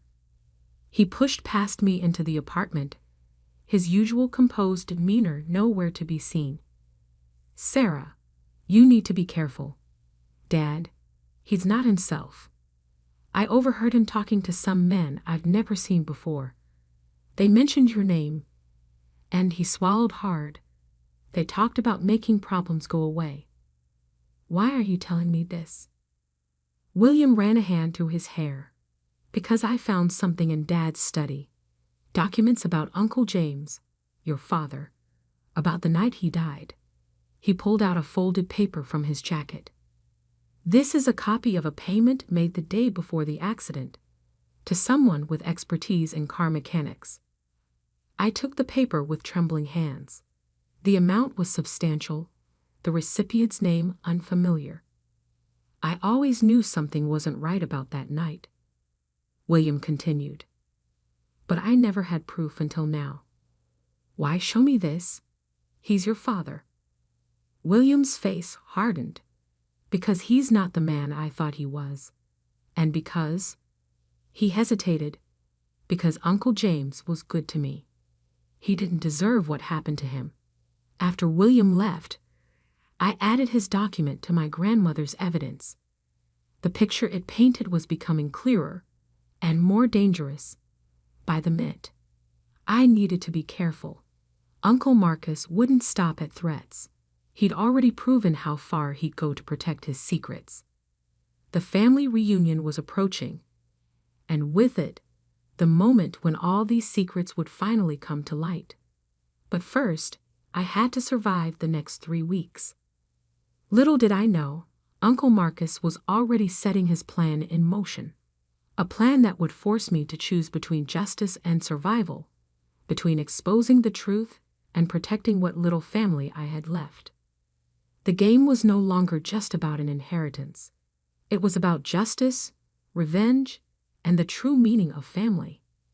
And somewhere in Hamilton Manor, the clock was ticking down to a revelation that would shatter the Hamilton name forever. The day of the Hamilton family reunion arrived with an unusual chill for early summer. As I drove up the winding path to Hamilton Manor, my grandmother's sealed envelope sat heavy in my designer handbag, a rare, expensive purchase I'd made for today's occasion. Inside my jacket pocket, a small USB drive contained copies of every document, every piece of evidence I'd gathered over the past month. I'd learned from my father's mistakes. If anything happened to me, multiple copies of everything would be sent to the press, the police, and the SEC. The manor's grand facade loomed before me, its windows gleaming in the morning sun. Cars already lined the circular driveway, sleek luxury vehicles belonging to board members, shareholders, and family members who only appeared at events like these. Mrs. Chen met me at the door, her eyes conveying silent support. "They're all in the main hall," she whispered. "Your uncle has been asking about you." I nodded, straightening my spine. The past 3 weeks had been a careful dance of avoiding Uncle Marcus's increasingly aggressive attempts to resolve the situation. First came the threats disguised as warnings, then the suspicious car that followed me for days, and finally, the break-in at my apartment that was made to look like a robbery. But they hadn't found what they were looking for. The evidence remained safe, distributed across multiple locations, waiting for this moment. The main hall buzzed with conversation as I entered. Heads turned, whispers followed. Everyone knew about the inheritance, about the mysterious condition, about the tension tearing apart the Hamilton family. Uncle Marcus stood near the fireplace, holding court with several board members. His smile faltered when he saw me, his hand tightening around his crystal whiskey glass. Victoria approached first, her designer dress rustling as she moved. "Glad you could make it, cousin. Though you really should have had your hair done professionally for such an important occasion." I touched my simple updo, the same style my mother used to wear. Some things are better kept simple. "Speaking of simple," she lowered her voice, "Dad has another offer for you. 10 million more than before. Last chance." I met her gaze steadily. "Tell him I'm not interested." She shrugged, the gesture too casual to be genuine. "Your funeral." As she walked away, William caught my eye from across the room. He gave me a slight nod, our agreed-upon signal that everything was in place. Over the past weeks, he'd become an unexpected ally, helping me gather additional evidence while maintaining his cover as the dutiful son. The grandfather clock struck noon, its deep chimes silencing the room. According to tradition, this was when the family photograph would be taken, followed by lunch, and then the annual family meeting where company matters were discussed. Uncle Marcus cleared his throat. "Everyone, please gather around. The photographer is ready." As people arranged themselves by the grand staircase, I took my position near the edge of the group. Through the camera's lens, we'd look like the perfect family. Wealthy, successful, united. If only they knew what was about to happen. After the photos, we moved to the dining room. Crystal glasses clinked, silver cutlery gleamed, and conversation flowed as smoothly as the expensive wine. I barely touched my food, watching as Uncle Marcus grew increasingly tense with each passing minute. Finally, it was time for the family meeting. Board members, shareholders, and family members filed into the Manor's wood-paneled conference room. Journalists from select financial publications, invited to cover Hamilton Industries' latest announcements, sat in the back, notepads ready. Uncle Marcus took his place at the head of the table, exactly where my father used to sit. "Before we begin discussing company matters," he said, his voice carrying across the room, "I believe my niece has something she'd like to share with us." All eyes turned to me. This was the moment my grandmother had planned for, the moment 20 years in the making. I stood slowly, removing the sealed envelope from my bag. The red wax seal caught the light, drawing every gaze in the room. "As you all know," I began, my voice steady despite my pounding heart. "My grandmother left me her controlling shares in Hamilton Industries on one condition, that I reveal the contents of this envelope today, before all of you." Uncle Marcus's knuckles were white as he gripped the arms of his chair. I broke the seal carefully, pulling out several photographs and documents. The first photo showed my father in his office, looking concerned as he examined some papers. The timestamp showed it was taken the day before his death. 20 years ago, I continued. My parents died in what we were told was a tragic accident. But my grandmother never believed it was an accident. She spent years investigating, gathering evidence, following leads that others had overlooked or been paid to ignore. Murmurs rippled through the room. I placed the first document on the table, a copy of a bank transfer. This payment was made to a mechanic the day before my parents' death. A mechanic who specialized in brake systems. The same mechanic was found dead from an apparent suicide 2 weeks later. Uncle Marcus stood abruptly. "This is ridiculous. You can't possibly." "I'm not finished." My voice cut through his protest like a knife. The same day this payment was made, someone accessed my father's office after hours.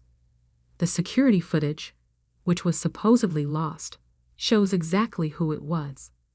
I nodded to William, who connected his laptop to the room's projection system. The grainy footage played, showing Uncle Marcus entering my father's office late at night, removing documents from the safe.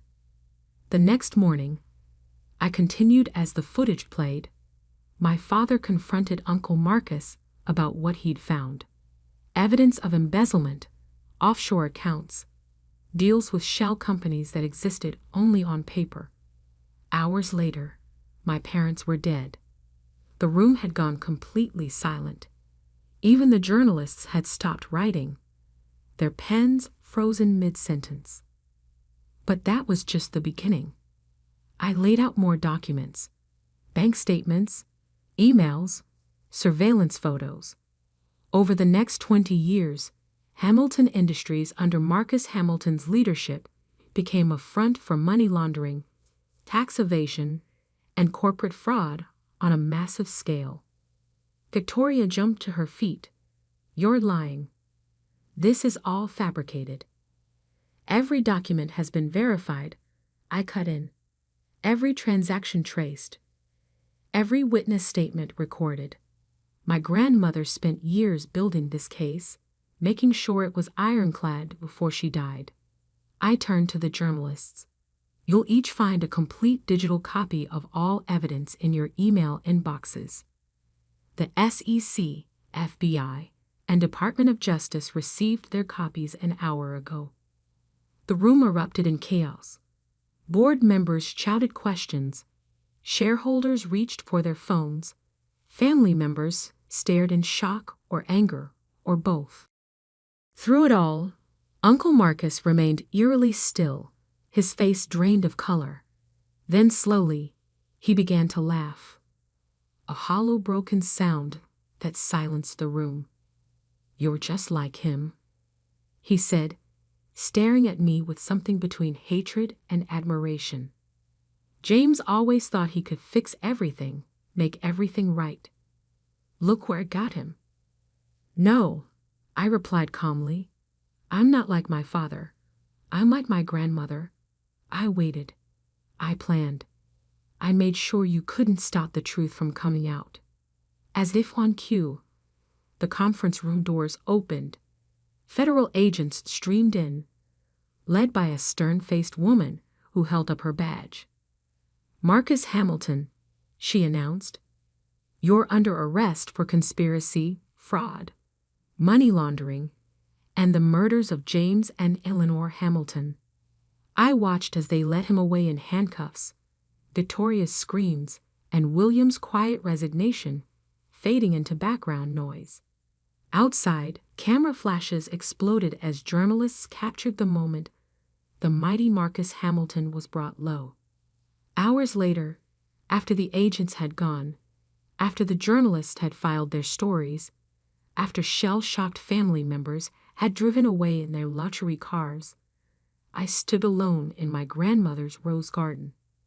The roses were in full bloom, their petals catching the last rays of sunlight. I knelt down, touching one gently, remembering all the lessons my grandmother had taught me here. "You are right," I whispered to her memory. "Some secrets do need perfect timing to bloom." Mrs. Chen found me there as darkness fell. "Your grandmother would be proud," she said softly. "Both of your parents would be."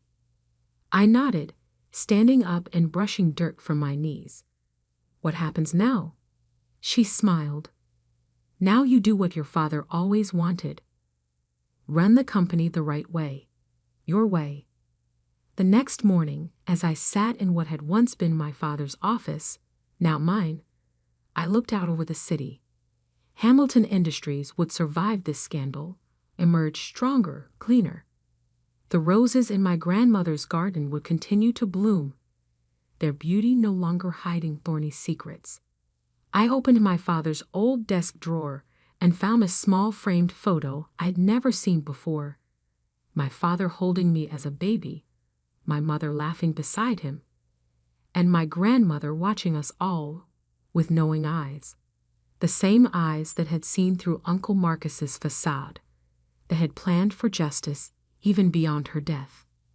On my desk, next to my laptop, sat a single rose from the garden, a reminder that truth, like the rarest blooms, requires patience, care, and perfect timing to flourish. The Hamilton family would never be the same, but maybe that was exactly what it needed. The day my family disowned me, it was raining. I remember that detail clearly. The way the water streamed down the windows of Harrison Industries' executive conference room, while inside, my father's face turned an alarming shade of red. "Incompetent," he shouted, slamming a stack of papers onto the polished table. "Do you have any idea what your mistake could have cost us?" I stood there, 22 years old and fresh out of business school, trying not to cry. "Dad, I can fix it. The contract isn't final yet." "Fix it?" My older brother Michael's laugh was cruel. "You nearly sold our shipping division for half its value. There is no fixing that kind of stupidity. The mistake they were talking about was a draft contract I'd prepared for the sale of Harrison Maritime, one of our smaller divisions. I'd accidentally used outdated valuation figures, ones that didn't include our recent fleet expansion. The error was caught before any real damage was done, but to hear my family tell it, I'd nearly destroyed a century of Harrison family business. "I trusted you with this," my father continued, his voice dropping to something even worse than yelling: disappointment. "I gave you a chance to prove yourself, and this is how you repay that trust." I tried to explain that I'd been working 80-hour weeks, that I'd been trying to handle both the maritime deal and the new tech acquisition they dumped on my desk. But excuses didn't matter in the Harrison family. Results were all they cared about. "Jack," my mother's voice from the doorway made us all turn. She stood there in her perfect Channel suit, looking more like a CEO than the socialite she pretended to be. "The board is waiting." My father straightened his tie. "We'll finish this discussion later."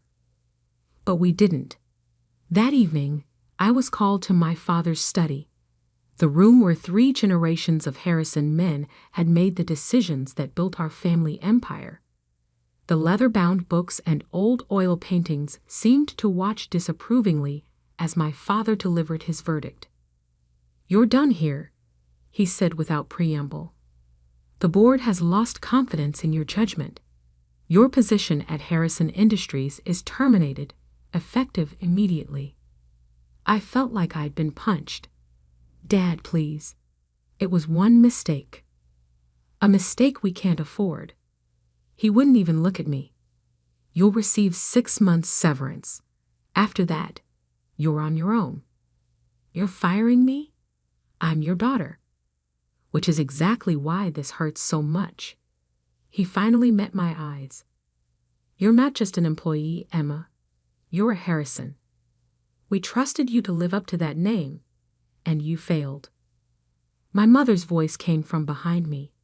I hadn't even heard her enter. "We've arranged a position for you at your uncle's firm in Seattle, far enough away that this incident won't reflect badly on the family." I turned to face her, shocked. "You want me to leave New York?" "Want has nothing to do with it." Her perfectly painted lips barely moved. "The decision has been made. Your flight leaves tomorrow morning. And if I refuse—" My father's voice hardened. "Then you're on your own completely. No severance, no connections, no family support. Your choice." I looked between them, the parents who had pushed me toward business school, who had drilled the importance of the Harrison legacy into me since childhood. Now they were casting me aside over one mistake. Some choice, I whispered. Only one person in the family stood up for me that night.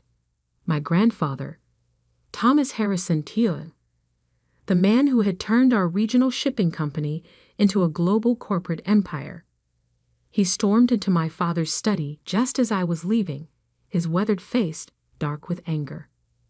"Jack, you fool," he growled at my father. "You have no idea what you're throwing away." But my father stood firm. "Dad, the board has already?" "The board?" Grandpa's laugh was bitter. "You mean those yes-men you surrounded yourself with? The ones who forgot what built this company in the first place." I had never seen my grandfather so angry. He turned to me, his expression softening. "Emma, dear, come stay with me. We'll sort this out." But I was already shaking my head. The humiliation was too fresh, the pain too raw. "No, Grandpa, they've made their choice." I left that night, ignoring my mother's carefully planned Seattle arrangement. The 6 months severance would be enough to start over somewhere, anywhere that wasn't under my family's shadow. What I didn't know then was that my grandfather had already set something in motion, something that wouldn't be revealed until 10 years later, when his will would turn the Harrison family upside down. That night, I checked into a hotel using my personal credit card, soon to be my only credit card, once my corporate accounts were frozen. I sat on the generic floral bedspread and opened my laptop, staring at the draft contract that had supposedly destroyed my future. Except, something wasn't right. I had worked on dozens of contracts during my brief time at Harrison Industries. I knew my own writing style, my own formatting preferences. This contract was different. Small things, spacing, font choices, even some of the language, were off. With trembling fingers, I pulled up the original file from my secured backup drive. The differences were subtle but unmistakable. Someone had altered my work before it reached the board. Someone had wanted me to fail. I thought about my brother Michael's smirk, the way he had been so quick to condemn my mistake, the way he had positioned himself as the only competent heir to the Harrison empire. My grandfather's voice echoed in my head, "You have no idea what you're throwing away." But maybe I did. Maybe I understood exactly what had happened, and why. I closed my laptop and walked to the window, watching the city lights blur through the rain. 10 years ago, my great-grandfather had passed control of Harrison Industries to my grandfather instead of his older brother, a decision that had shocked the business world. History, it seemed, had a way of repeating itself in our family. My phone buzzed. A text from my grandfather. "Nothing is what it seems, Emma. Watch. Wait. Learn." I took a deep breath, making a decision that would shape the next decade of my life. I would not run to Seattle. I would not fade quietly into obscurity. I would watch. I would wait. And most importantly, I would learn exactly how deep this betrayal went. What my family didn't know, what even my grandfather couldn't have predicted, was that their mistake was about to turn into their worst nightmare. Because the contract I had actually prepared, the one that had been altered without my knowledge, it contained a hidden clause, a small but crucial detail that would only become apparent years later. A detail that would give me control of Harrison Maritime's most valuable assets, right when the family needed them most. I smiled at my reflection in the rain-streaked window. They thought they were teaching me a lesson about failure. Instead, they were about to learn one about underestimating the wrong person. My grandfather's next text arrived just as I was falling asleep. Remember, dear, in business, as in chess, the queen is the most powerful piece on the board, even if some fools think she's just a pawn. I didn't understand his message then, but I would. Oh, how I would. 10 years is a long time to wait for revenge. But my grandfather taught me that patience was worth more than gold in the business world, and he was right. I spent the first year building my cover, a small consulting firm in Boston, far enough from New York to avoid family scrutiny, but close enough to keep tabs on Harrison Industries. My grandfather's cryptic messages continued, each one teaching me something new about our family empire. Watch the shipping manifests for the Singapore route, he would text. Or, pay attention to the Anderson merger terms. Small breadcrumbs that helped me understand the bigger picture. The mistake that got me fired? It wasn't just about the maritime division. That contract had been a test. One designed to show the board that I wasn't fit to lead. What my brother Michael hadn't realized was that I had left my own test hidden in the fine print. Clause 23.4, subsection B, buried in the technical specifications. In the event of division restructuring or transfer of assets, original signatory maintains first right of refusal on all Pacific Rim shipping routes and associated infrastructure. A clause that would mean nothing for years, until Harrison Industries decided to restructure their entire shipping operation, which, according to my grandfather's intelligence, was exactly what they were planning.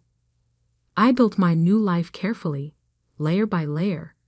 My consulting firm, Phoenix Maritime Solutions, specialized in shipping logistics and port management. We were small but efficient, earning a reputation for solving complex problems that bigger firms couldn't handle. My brother Michael, meanwhile, was living the life of the chosen heir.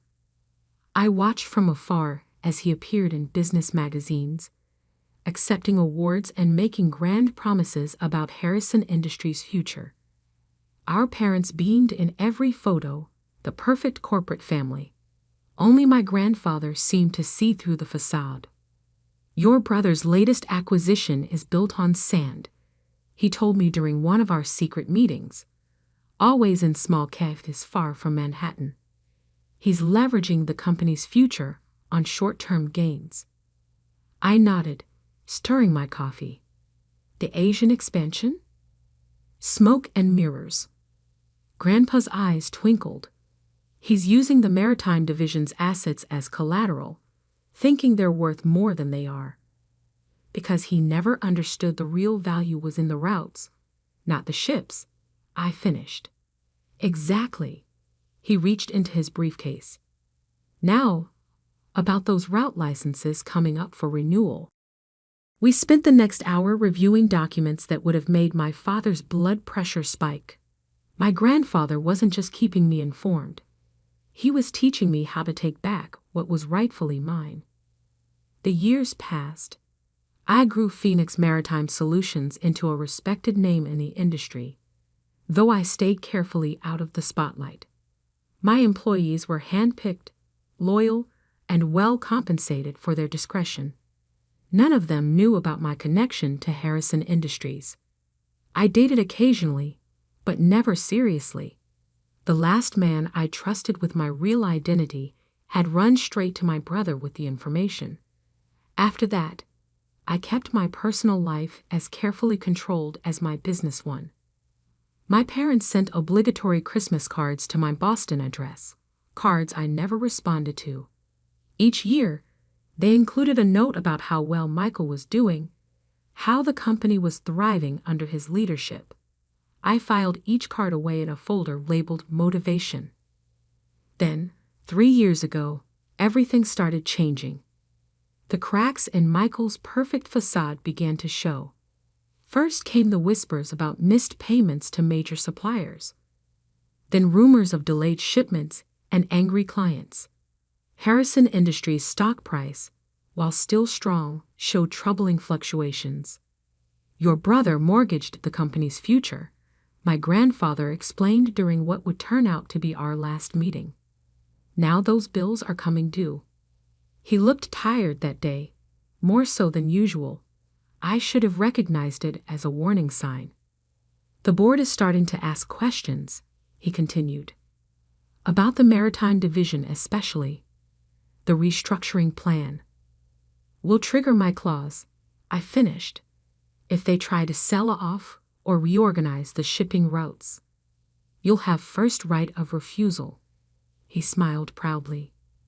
"The clause they never noticed, hidden in the contract they used to destroy you." 2 months later, my grandfather had a stroke. The doctors said it was quick, painless. The official announcement praised him as a titan of industry, the man who built Harrison Industries into a global power. I attended the funeral, of course, standing in the back of the church, watching my family play their roles of grieving heirs. Michael gave a touching eulogy about learning business at our grandfather's knee. I nearly laughed out loud at that. The only thing Michael had learned from Grandpa was how to take credit for other people's work. My parents saw me, but didn't approach. Maybe they were ashamed. More likely, they were worried I would cause a scene. I left before the reception, dragging straight to my lawyer's office. "Your grandfather's will reading is scheduled for next week," she informed me. He was very specific about the timing. I nodded, unsurprised. Everything about my grandfather was specific and carefully planned. "All major shareholders and family members are required to attend in person," she continued. "No proxies allowed." Again, typical Grandpa. He would want everyone there to witness whatever he had planned. The next week passed in a blur of preparation. I reviewed every document, every contract, every piece of information my grandfather had shared over the past decade. Phoenix Maritime Solutions was positioned perfectly, cash reserves high, credit lines secure, relationships with key players solidified. The morning of the will reading, I dressed carefully in a charcoal gray suit that cost more than my entire wardrobe from my Harrison Industries days. My hair was elegantly styled, my makeup perfect. No one looking at me would see the scared 22-year-old who had fled in the rain 10 years ago. As I drove to the lawyer's office, my phone buzzed with an alert. Harrison Industries stock had dropped another 2 points in early trading. Rumors were swirling about their ability to meet next quarter's obligations. The timing, like everything else about this situation, was perfect. I parked my car and checked my reflection one last time. In my purse was a copy of the original maritime contract, the one with my hidden clause. In my briefcase were documents proving every mistake, every misstep, every bad decision my brother had made while playing corporate emperor. And in my head was 10 years' worth of knowledge about Harrison Industries operations, knowledge that was about to become very, very valuable. I stepped into the elevator, watching the floor numbers climb. My grandfather's last text message played in my mind. The game is won before the first piece moves. The doors opened onto a floor full of familiar faces frozen in shock. My father dropped his coffee cup. My mother's perfect mask cracked. And my brother Michael, the golden child, the chosen heir, turned white as a sheet. "Hello, family," I said calmly. "Shall we begin?" The conference room at Caldwell and Associates law firm crackled with tension. My family had arranged themselves exactly as I expected. Michael at the head of the table, our parents flanking him like royal advisors.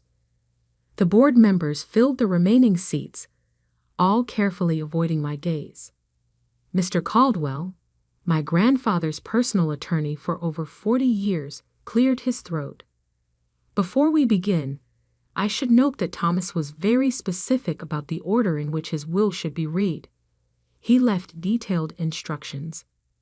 Yes, yes, Michael interrupted. Can we get on with it? Some of us have a company to run. I bit back a smile. In a few minutes, that statement would be hilariously ironic. Mr. Caldwell opened an envelope, his expression carefully neutral. Very well. This is the last will and testament of Thomas Harrison AI. The first few items were standard: personal belongings to various family members, charitable donations, arrangements for his staff. My mother dabbed at her eyes with a monogrammed handkerchief when he left her his antique jewelry collection. My father nodded approvingly at the size of the charitable endowments. Then came the part everyone was waiting for. Regarding Harrison Industries, Mr. Caldwell paused, adjusting his glasses. The situation is complex. Michael leaned forward. Complex how? The succession plan was clear. As CEO, as interim CEO, Mr. Caldwell corrected. Your position, like many things, was temporary pending the reading of this will. The room went silent. I watched the color drain from my brother's face as Mr. Caldwell continued reading. To my grandson, Michael, I leave these words of wisdom. Power without understanding is like a ship without a rudder. You sought control, but never learned why our company worked. You chased growth without appreciating the foundation that supported it. And most tragically, you betrayed your own sister to advance yourself. Michael shot to his feet. This is ridiculous. I didn't. Sit down, Mr. Caldwell said firmly. There's more. He pulled out another document, one I recognized, my original maritime contract. 10 years ago, a contract was deliberately altered to discredit Emma Harrison and force her removal from the company. I have here the original document, along with proof of who made those alterations. My father's face had turned an interesting shade of purple. That's ancient history. The board's decision was based on falsified evidence, Mr. Caldwell finished. Evidence that Michael provided after tampering with his sister's work. The board members began murmuring among themselves. I noticed several of them eyeing the exits. Furthermore, Mr. Caldwell continued, the original contract contained a clause that becomes particularly relevant now. Emma, would you like to explain? All eyes turned to me. I stood slowly, smoothing my suit jacket. Clause 23.4, subsection B, gives the original signatory, me, first right of refusal on all Pacific Rim shipping routes and associated infrastructure in the event of division restructuring. Which means nothing, Michael snapped. We're not restructuring the maritime division. Actually, I pulled out my phone, displaying the morning stock alerts. You are. The Singapore deal you announced last week? The one meant to save the company from the debt you've accumulated. It can't happen without restructuring the shipping operations. Which means you need my approval. I finished. And you won't get. The room erupted in chaos. Board members were already on their phones, likely calling their lawyers. My mother had actual tears running down her face, ruining her perfect makeup. My father looked like he might have a stroke. Mr. Caldwell raised his voice over the din. There's more. From his briefcase, he produced a thick folder. Thomas Harrison's majority shareholding in Harrison Industries is hereby transferred in its entirety to his granddaughter, Emma Harrison. The silence that followed was deafening. Additionally, he continued, all voting rights associated with the family trust shares are to be exercised by Emma Harrison, effective immediately. Michael collapsed back into his chair. This can't be legal. Dad, do something. But our father was staring at another document Mr. Caldwell had placed on the table, a detailed report of Harrison Industries' finances under Michael's leadership. Your grandfather spent the last 10 years documenting every mistake, every poor decision, every instance of mismanagement, Mr. Caldwell explained. He worked closely with Emma to understand the true state of the company while you were all believing your own press releases. I stepped forward, placing my own folder on the table. Phoenix Maritime Solutions, my company, has spent years building relationships with the clients you've been neglecting. We've secured contracts you didn't even know were available. And now you own us, my father whispered. No, I corrected. I own what's mine. What should have been mine 10 years ago, before you chose to believe lies over truth? Mr. Caldwell cleared his throat. There's one final item. A letter Thomas wanted read aloud. He opened a sealed envelope and began reading. To my family. Power doesn't come from titles or boardroom theatrics. It comes from understanding your business, your people, and most importantly, yourself. 10 years ago, you cast aside the one person who truly understood what made Harrison Industries work. You chose flash over substance, greed over growth, betrayal over loyalty. Emma didn't just survive your betrayal, she thrived despite it. While you were all watching Michael play CEO, she was learning every aspect of this industry. She built her own success while watching you destroy your inheritance. Consider this my final lesson in business. True leadership isn't about who can grab power fastest. It's about who can wield it wisely. Emma, the company is yours. Make it what it should have been all along. To the rest of you, learn from this if you can. With love and disappointment in equal measure, Thomas Harrison A.E. Michael was the first to break the silence. You planned this. All of it. You and Grandpa. No, I cut him off. You planned this the day you decided to forge documents to destroy my career. Grandpa and I just made sure you'd face the consequences. I turned to the board members.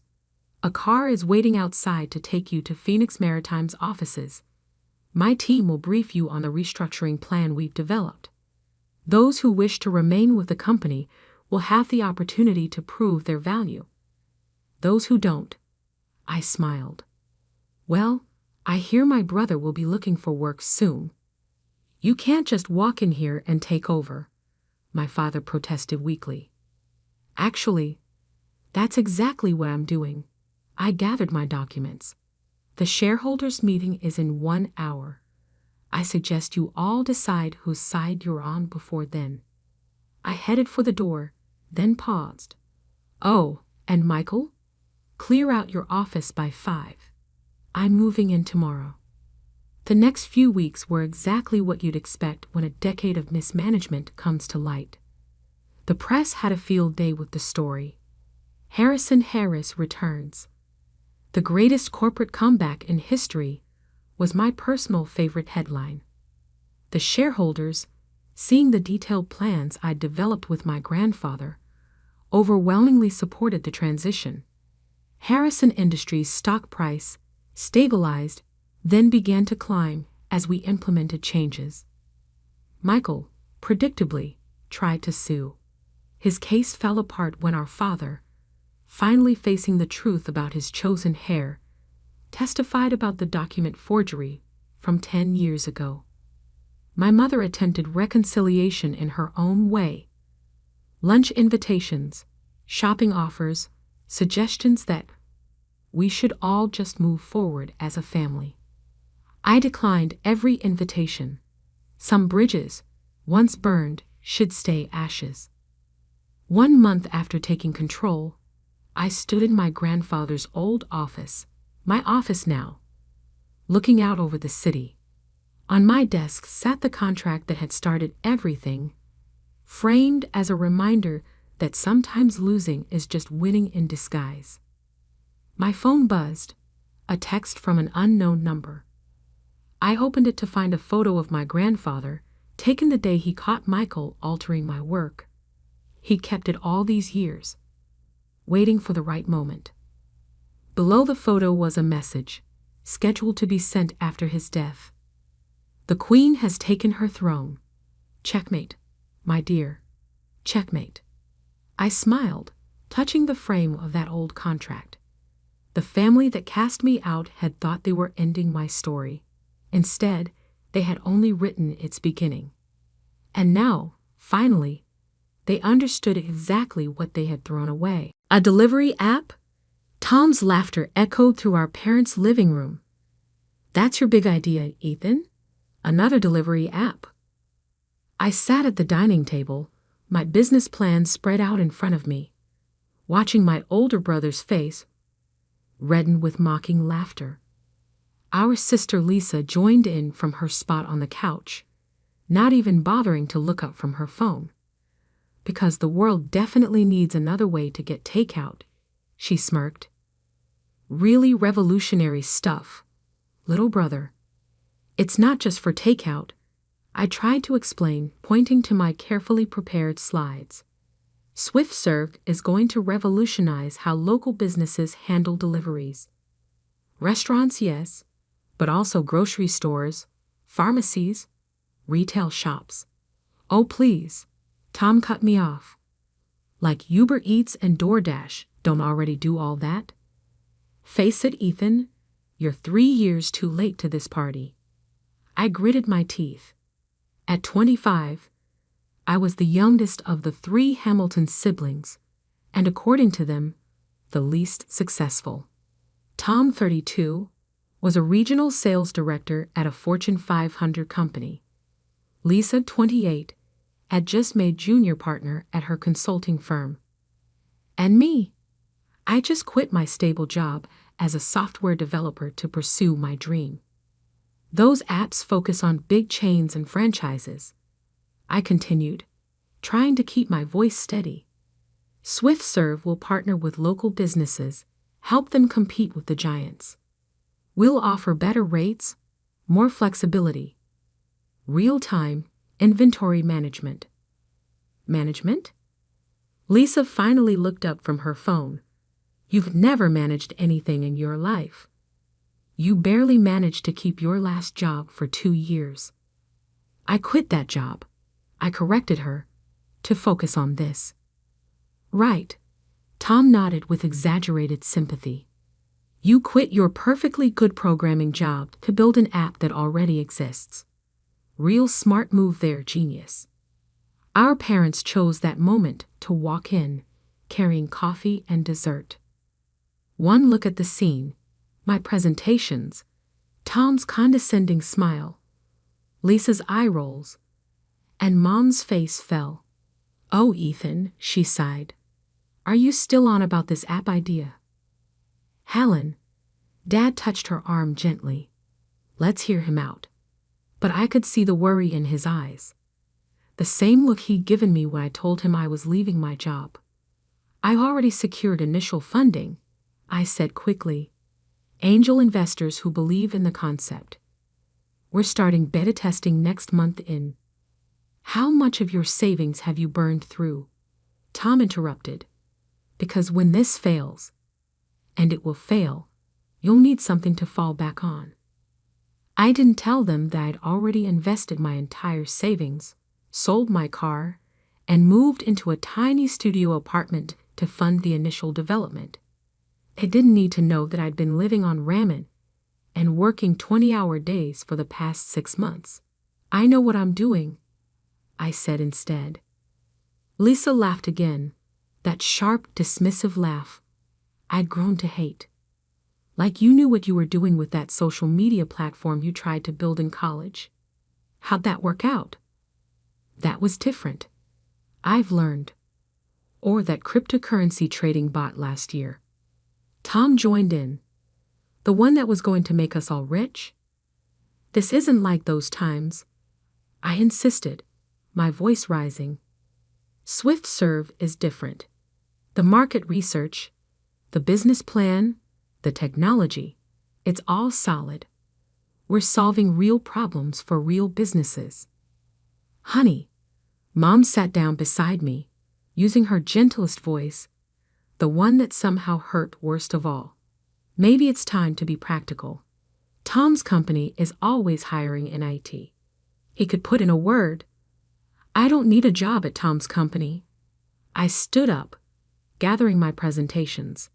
I'm building something here. Something big. Something big.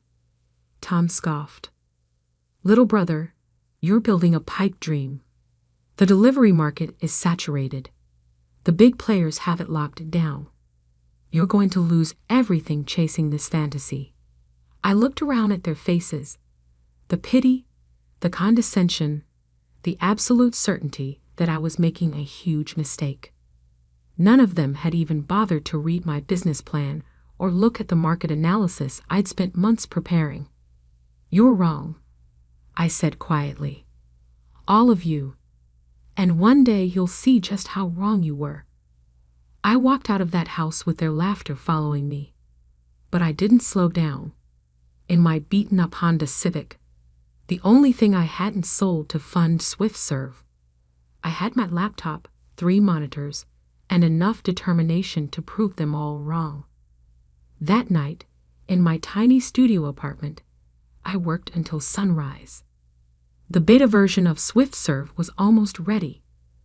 What my family didn't know, what none of them had bothered to ask about, was that we already had partnerships lined up with 50 local businesses in our test market. My phone buzzed.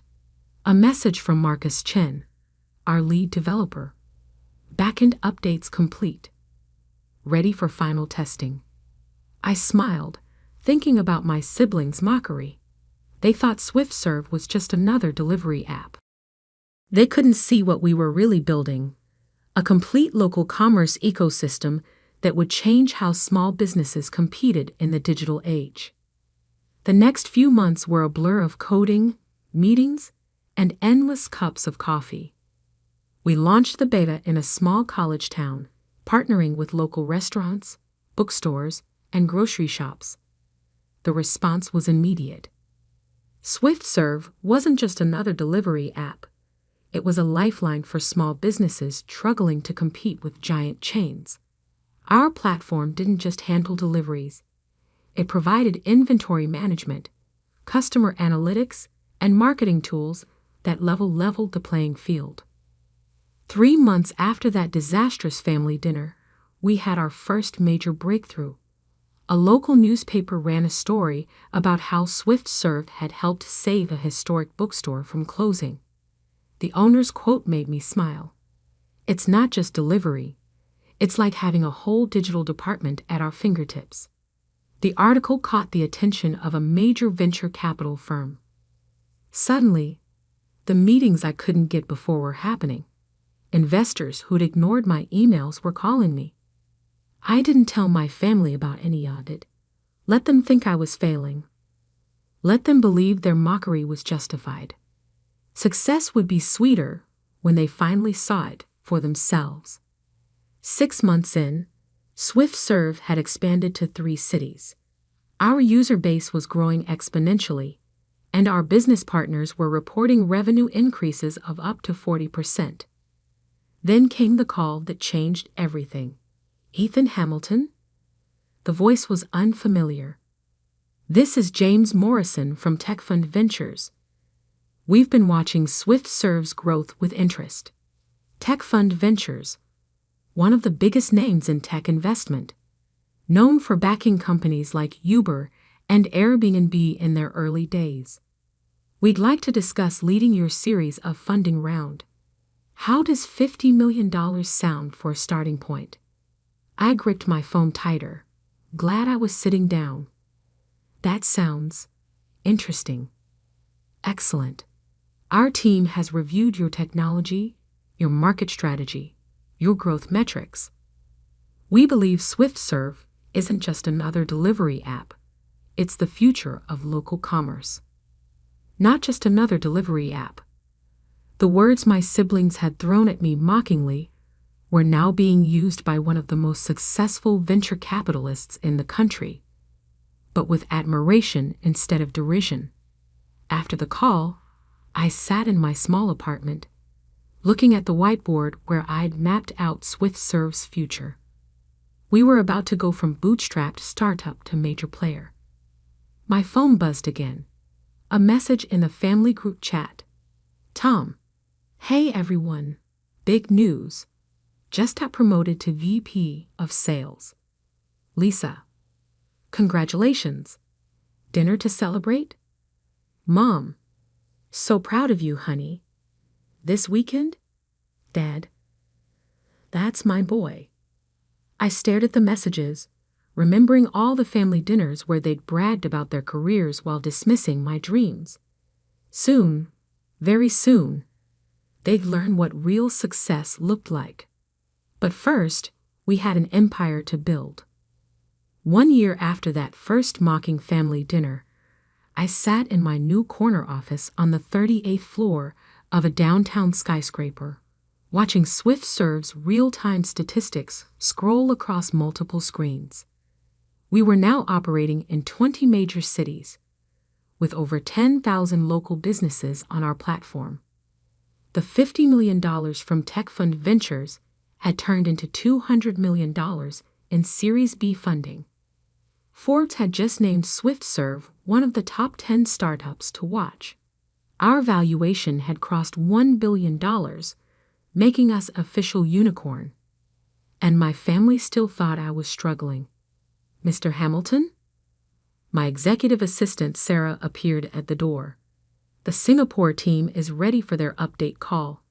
And your sister Lisa has called 3 times this morning. I glanced at my phone's missed calls. Lisa had indeed been trying to reach me, probably to brag about her latest promotion or to offer more helpful career advice. Take messages from Lisa, I said. I'll deal with family matters later. The Singapore call was crucial. We were about to launch in Asia, starting with Singapore and Hong Kong. SwiftServe wasn't just changing local commerce in America. We were going global. Mid-call, my phone buzzed with a text from Mom. Honey, please call Lisa. She has an exciting opportunity for you. I muted my microphone and laughed. An exciting opportunity. Our company had just closed deals worth hundreds of millions, and they still thought I needed their help finding opportunities. After the call, Sarah brought in my afternoon schedule. The acquisition team from Delivery Giant is here. They're waiting in the main conference room. Delivery Giant, one of the big players my brother Tom had said had the market locked down. Now they were here, trying to buy us out before we took more of their market share. Tell them I'll be there in 5 minutes, I said, straightening my Brioni suit. Another detail my family didn't know. Success had allowed me certain luxuries. The Delivery Giant team looked nervous as I entered the conference room. Their CEO, Mark Stevens, stood to greet me. Ethan, thanks for meeting with us. We'll cut right to the chase. We want to acquire SwiftServe. Name your price. I sat down, enjoying the irony. A year ago, my siblings had mocked me for trying to compete with companies like Delivery Giant. Now those same companies were trying to buy us out. Not interested, Mark, but thanks for coming by. We're prepared to offer $2 billion, he pressed. Cash and stock. I smiled, thinking about Tom's words. The big players have it locked down. The problem, Mark, is that SwiftServe isn't just another delivery app. We're not competing with you. We're reshaping the entire market. Your model focuses on large chains. Ours empowers local businesses. You're offering $2 billion because you know we're worth far more than that. $3 billion, he said quickly. Too quickly. I stood up. Let me show you something. I led them to our main operations center, where wall-to-wall screens displayed SwiftServe's network in real time. Thousands of deliveries happening simultaneously. Real-time inventory updates from local businesses. Customer data flowing through our AI systems. This is the future of local commerce, I said, and it's not for sale. After they left, I checked my messages again. Lisa had called twice more. Finally, curious about this exciting opportunity, I called her back. Ethan! Finally. Her voice was too bright, too eager. Listen, I've been thinking about your situation. My firm is launching a new digital division, and I convinced them to consider you for a junior analyst position. I nearly dropped my phone. Junior analyst? I know, it's entry level, she continued, missing my tone completely.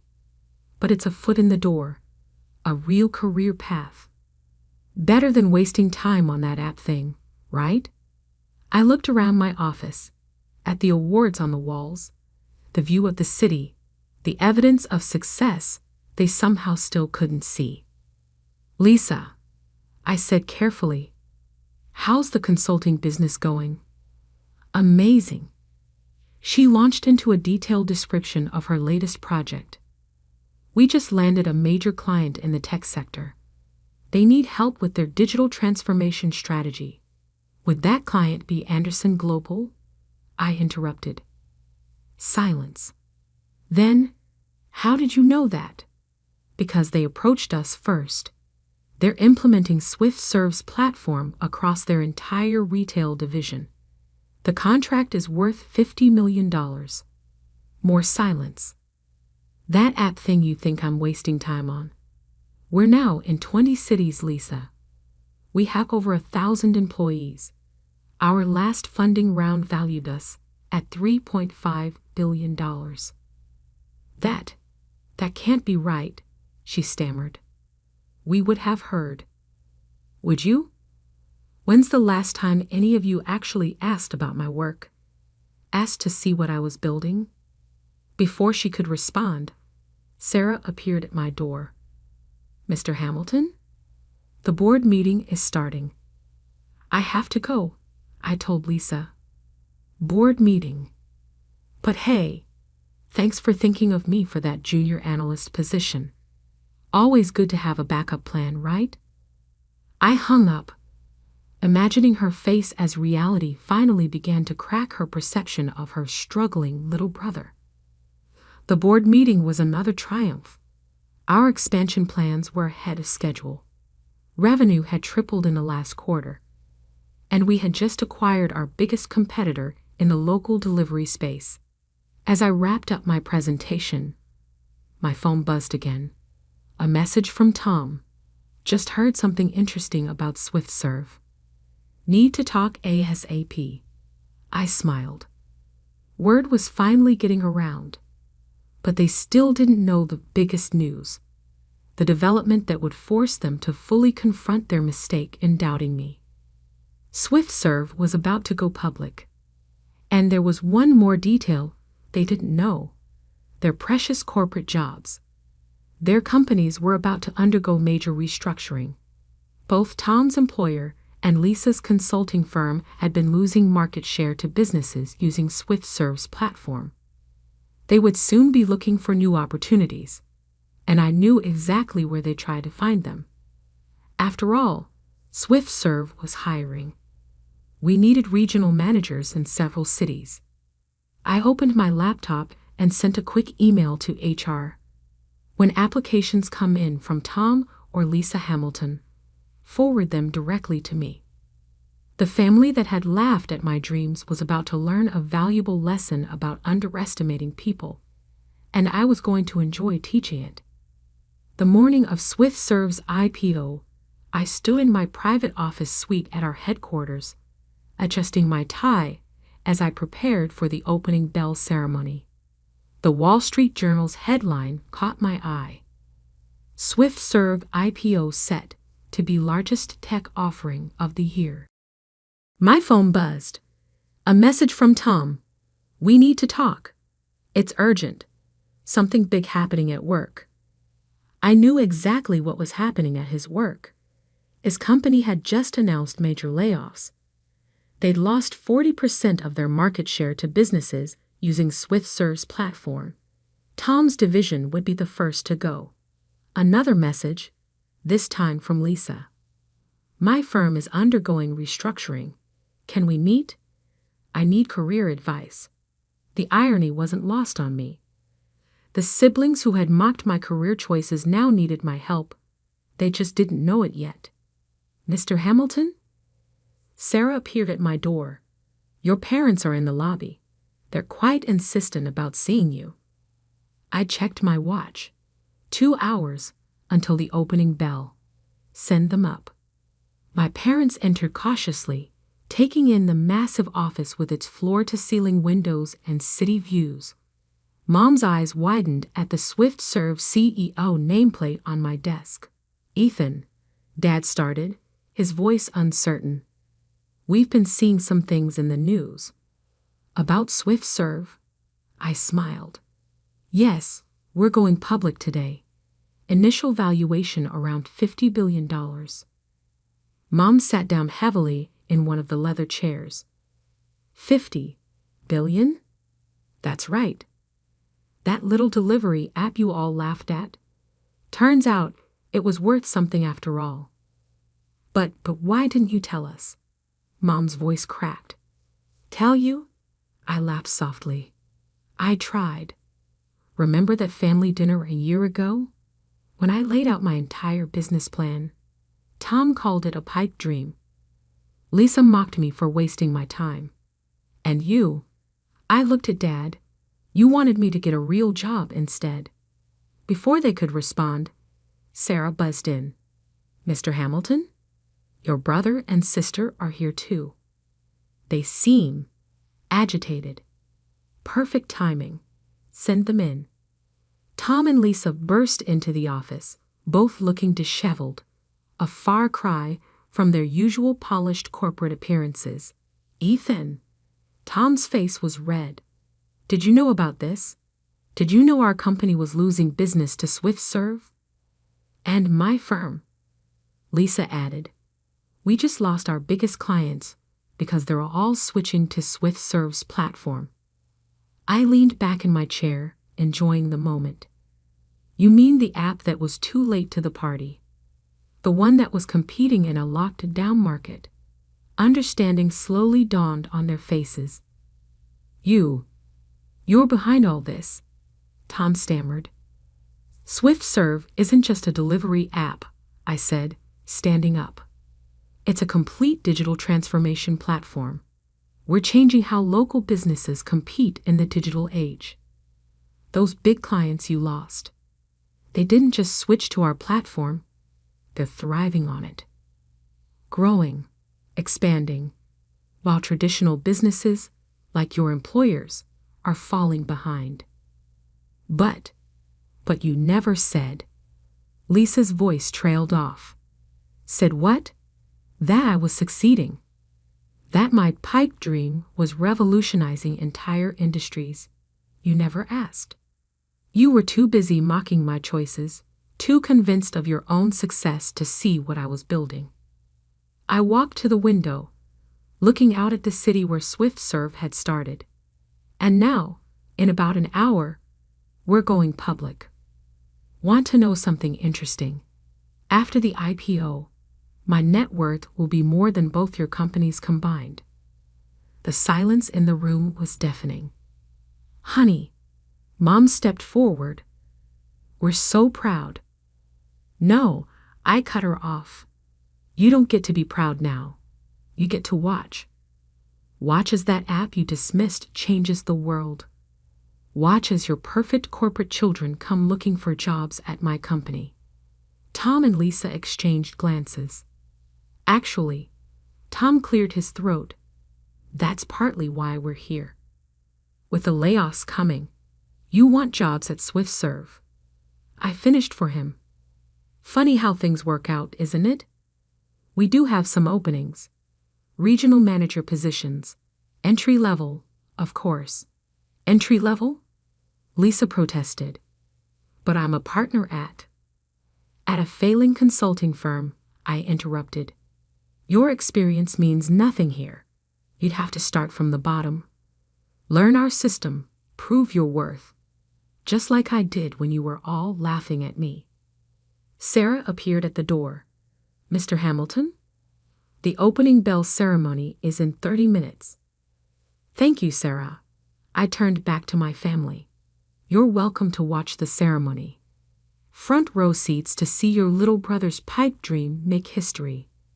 The next hour was surreal. My family sat in stunned silence as I rang the opening bell at NASDAQ. SwiftServe's stock soared in the first minutes of trading. By lunch, we had exceeded all projections. Back in my office, I handed them each a folder. What's this? Tom asked. Job applications, I replied. If you want to work at SwiftServe, you'll need to apply through proper channels. No family shortcuts. But we're your siblings, Lisa protested. Funny, that didn't seem to matter when you were mocking my dreams. Why should it matter now? Dad stepped forward. Son, we were wrong. All of us. We should have supported you, believed in you. Yes, you should have. I sat back down at my desk. The applications are due by Friday. The starting salary is $45,000 a year. And one more thing. Your direct supervisor? That college kid you said would never amount to anything because he was just a programmer. Marcus Chin. I made him Chief Technology Officer last month. Their faces were priceless. Now, if you'll excuse me, I have a company to run. Sarah will show you out. As they filed out of my office, I called after them. Oh, and one more thing. Remember how you all laughed when I said I'd change the future of local commerce? Check today's stock price. Then check your own company's stock. See who's laughing now. The door closed behind them, leaving me alone in the office where I'd built my empire. My phone buzzed with notifications. SwiftServe's stock was still climbing. News outlets were calling it the most successful tech IPO in years. I opened my laptop to send one final email to the family group chat. Thanks for not believing in me. It made success that much sweeter. P.S. Those job applications, they're due by Friday. Don't be late. Then I turned to the real work, continuing to build the company that had proved them all wrong. Because success isn't just about proving doubters wrong, it's about proving yourself right. And I was just getting started. Sarah poked her head in one last time. Your next appointment is here. The CEO of your brother's company. They want to discuss a potential partnership. I smiled. Tell him he'll have to apply through proper channels, just like everyone else. Looking out at the city, I thought about that first family dinner, when they laughed at my dreams. Now they were all applying to work for me, hoping I'd save their careers. But I hadn't built SwiftServe to prove them wrong. I'd built it because I saw a future they couldn't imagine. Their mockery had just made success sweeter. The final irony? They'd have to use SwiftServe's app to order lunch in their new jobs. Every delivery would remind them of the dreams they'd laughed at. Sometimes success is the best revenge. And sometimes the best part isn't the billions you make. It's watching those who doubted you realize just how wrong they were. Everyone gather around. My stepmother's voice carried across the marble foyer of the Sullivan Mansion. Time for the annual family photo. I watched from my corner as they assembled. My father in his perfectly tailored suit, my stepmother Victoria directing everyone into position, my stepbrothers Marcus and Andrew preening in their matching blazers. The photographer adjusted his lights, preparing to capture another perfect moment in the Sullivan family's carefully curated history. Sophia. Victoria's eyes landed on me with familiar disdain. Be a dear and adjust the curtains. The light's all wrong. At 28, I was still being treated like the help instead of family. But I didn't argue. I simply nodded and moved to the windows, knowing I wouldn't be invited into the frame. I hadn't been part of a family photo since I was 8 years old. Since Victoria had married my father and decided the daughter from his first marriage didn't fit her vision of the perfect family. Perfect, the photographer exclaimed. The Sullivans really are America's perfect business dynasty. If only they knew. Behind my quiet exterior, I smiled slightly. They had no idea that the security cameras recording this moment, like every moment in the Sullivan mansion, belonged to my company. No idea that their perfect facade was being archived on my servers, every secret and lie cataloged and time-stamped. 20 years of exclusion had taught me something valuable. The best place to observe is from the shadows. It started the day Victoria moved in. I was 8, still grieving my mother's death, when this former beauty queen swept into our lives with her 2 sons and her plans for the perfect blended family. Plans that, it quickly became clear, didn't include me. First came the accidental exclusions from family events. Then the separate dining arrangements. I wasn't ready for formal family dinners. By the time I was 12, I was essentially living in the guest wing, attended by staff, but otherwise forgotten. My father, consumed by running Sullivan Enterprises, didn't notice or didn't care. He was too busy grooming Marcus and Andrew to take over the company, too enchanted by Victoria's social connections to see what was happening to his own daughter. But being invisible had advantages. No one noticed when I started spending time with George, the head of mansion security. He taught me about camera systems, access controls, the invisible web of technology that protected the wealthy. No one cared when I chose to study cybersecurity in college instead of business like my stepbrothers. At least she's learning a trade. Victoria had sniffed when I announced my major. Someone has to manage the help. I graduated summa cum laude. No one from my family attended the ceremony. That same year, I founded Sentinel Security Solutions, though not under my own name. The company documents listed Sarah Chen as the founder and CEO. My college roommate had been happy to play the role of public face, understanding what I was building, because while Victoria was busy planning galas and Marcus and Andrew were playing at being executives, I was creating something powerful, starting with small contracts, building a reputation for excellence and discretion. Sentinel Security grew rapidly. The wealthy love their privacy, and they'll pay handsomely to protect it. Within 5 years, Sentinel was providing security for half of New York's elite, including, through a series of shell companies and subsidiaries, the Sullivan family. Victoria herself had insisted on upgrading the mansion's security after a series of high-profile home invasions in their social circle. She never looked closely at the company's ownership, never questioned why their bid was slightly lower than competitors. And so I watched. Every meeting, every private conversation, every backroom deal, all captured and stored on my secure servers. I saw Marcus embezzling from the company accounts, Andrew's drug habits and gambling debts, Victoria's secret meetings with business rivals. Most importantly, I saw my father's transformation from respected businessman to willing participant in corporate fraud. The perfect family's perfect facade was built on lies, corruption, and stolen money, and I had proof of all of it. Safia.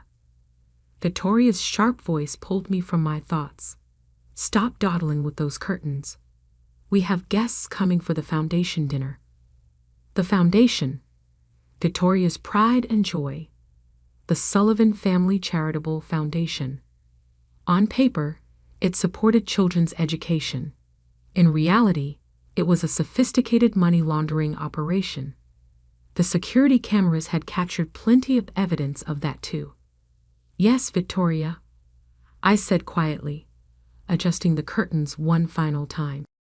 As the photographer packed up his equipment, my phone buzzed with an alert from Sentinel's monitoring system. Another suspicious transfer from the foundation's accounts. $3 million moved through a series of shell companies before disappearing into an offshore account. I added it to my growing file of evidence. The question wasn't if I would expose them, but when. That evening's foundation dinner was exactly what you'd expect.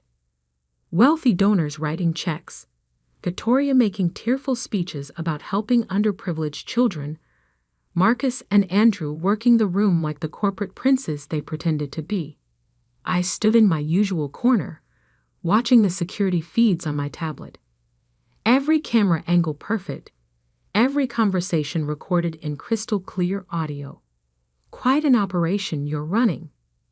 I turned to find James Carter beside me, the FBI's lead investigator for financial crimes, though no one at the party knew that.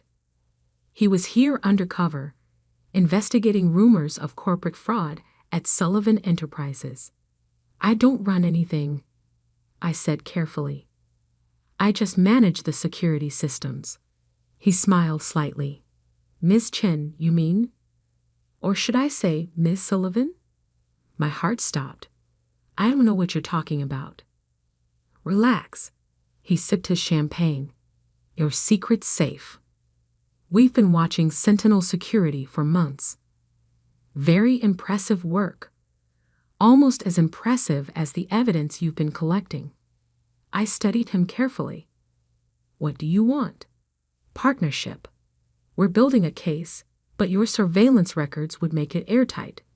Together, we could." "Safia."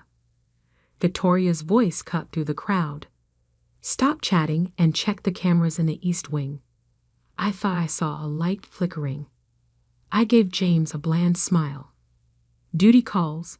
Excuse me." As I walked away, my mind was racing. The FBI was watching. The perfect family's perfect crime was about to unravel, and I had a decision to make. That night, after the guests had gone and the mansion was quiet, I sat in my private office, hidden away in the guest wing where no one ever visited. On my screens, the security feeds showed different scenes. Marcus in his study, shredding documents. Andrew making frantic phone calls to his bookie. Victoria in the garden, having a heated argument with someone on her phone. And my father. My father sat alone in his office, staring at an old photograph. I zoomed in the camera. It was a picture of him and my mother, holding a baby. Me. Before Victoria, before the perfect facade, before everything went wrong. For a moment, I felt a flicker of doubt. Could I really destroy them all? Then I remembered 20 years of exclusion, 20 years of being treated like a ghost in my own home, 20 years of watching them steal and lie and corrupt everything they touched. I opened my laptop and began composing an email to James Carter. The subject line was simple: evidence attached. The perfect family was about to learn that the person they tried to erase had been watching all along. And I had seen everything. The next 48 hours were a masterclass in watching people unravel. I monitored it all through my security feeds, watching each family member react to the first tremors of their world collapsing. It started with a phone call to Marcus from the company's chief financial officer. The SEC is asking questions. The CFO's voice crackled through my perfectly placed microphones. They're auditing all foundation transactions from the past 5 years. Marcus paced his office, running hands through his perfectly styled hair. Stall them. Use the usual procedures. They've frozen the offshore accounts. All of them. I watched the color drain from my stepbrother's face as he realized their usual escape routes were closed. In another feed, I saw Andrew receiving similar news from his private banker. All his secret accounts, the ones he used for gambling debts and drug payments, were suddenly inaccessible. Victoria took longer to notice something was wrong.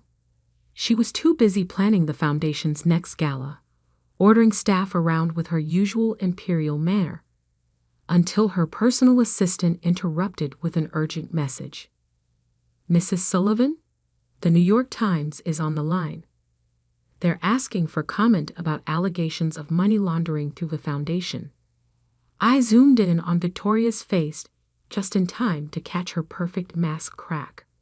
For a split second, real fear showed through. My father was the last to know. I watched through the camera in his office as Marcus burst in, waving his phone. "Dad, we have a problem. Someone's talking to the feds. Someone who knows everything." For the first time in years, I saw my father look old, tired. "What do you mean? Everything?" "The foundation, the offshore accounts, the fake contracts, all of it. They have documentation, video recordings, audio files." My father's eyes narrowed. "Video recordings?" "From our own security systems." Marcus was practically shouting now. "Every meeting, every conversation, it's all been recorded." I smiled, watching my father's face as realization dawned.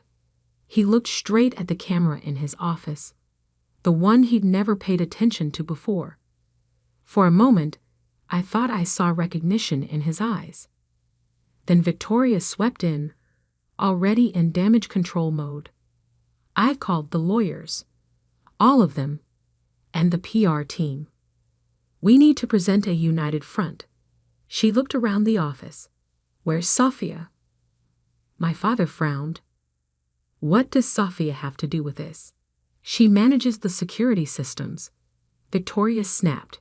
"If someone's been accessing our cameras." "You mean the cameras you insisted we upgrade?" My father's voice was quiet. "The contract you pushed through without review." Victoria's perfect composure slipped again. "What are you suggesting?" "Nothing." He turned to stare out the window. "Nothing at all." I switched feeds to the mansion's entrance just in time to see 3 black SUVs pull up. FBI agents emerged, led by James Carter. "Right on schedule," I murmured. My phone buzzed. A message from Sarah Chen, my public face at Sentinel Security. "They're moving on all locations simultaneously. 15 federal warrants being executed right now." I sent back a thumbs up, then switched my attention to the main foyer camera. Victoria was trying to prevent the agents from entering, waving papers from her lawyers. "This is harassment. We're upstanding members of the community." "Mrs. Sullivan." James Carter's voice was polite but firm. "We have warrants for the arrest of Marcus and Andrew Sullivan on charges of fraud, money laundering, and conspiracy. We also have a warrant to seize all electronic devices and security recordings from the premises." "Security recordings?" Victoria's voice rose an octave. "But those belong to Sentinel Security. You can't." "Actually," Carter smiled slightly, "we have full cooperation from Sentinel's CEO, Ms. Chen. Or should I say?" He looked directly into the nearest camera. "Ms. Sullivan?" The silence that followed was deafening. I watched Victoria's face as she processed what he'd said, as she finally understood who had been watching all along. "No," she whispered. "That's impossible. She's nothing. She's no one. She," my father said quietly, "is my daughter, the one you told me to forget."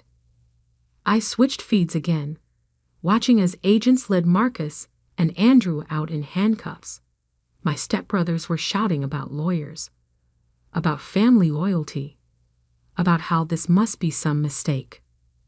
But my attention was on my father. He stood in his office, staring at that old photograph again. Then he did something that surprised me.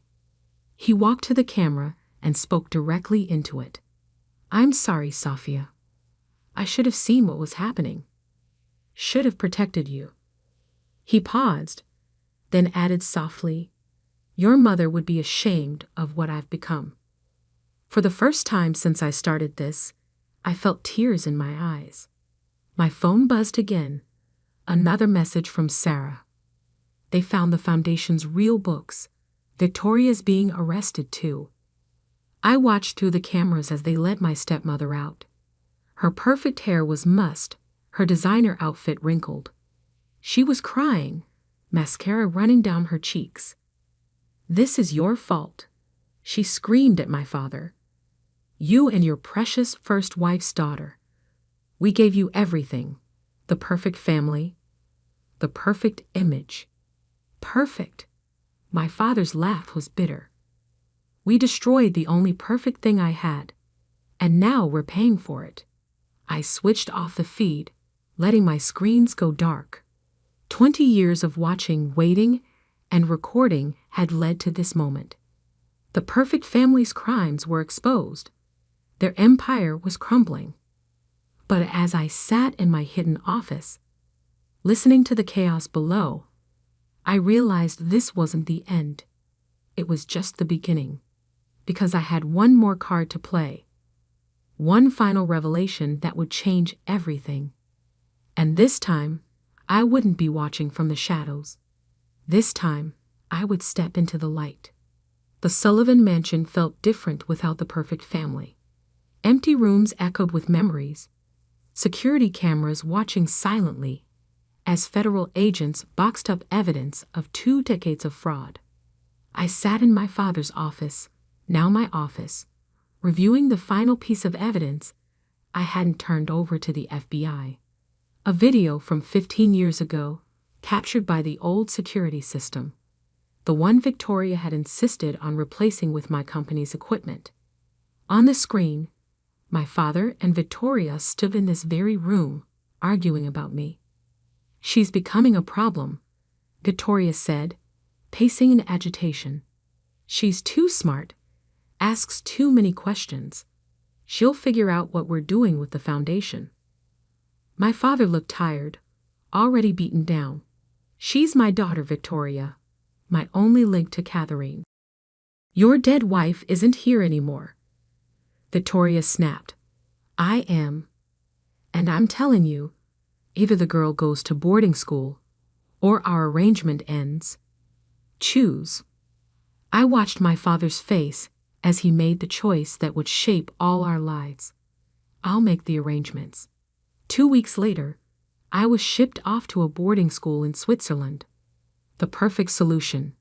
Far enough away that I couldn't interfere with their schemes, but expensive enough to maintain the family's charitable image. What they hadn't counted on was that my exile would give me exactly what I needed: distance, perspective, and time to plan. My phone buzzed. James Carter calling.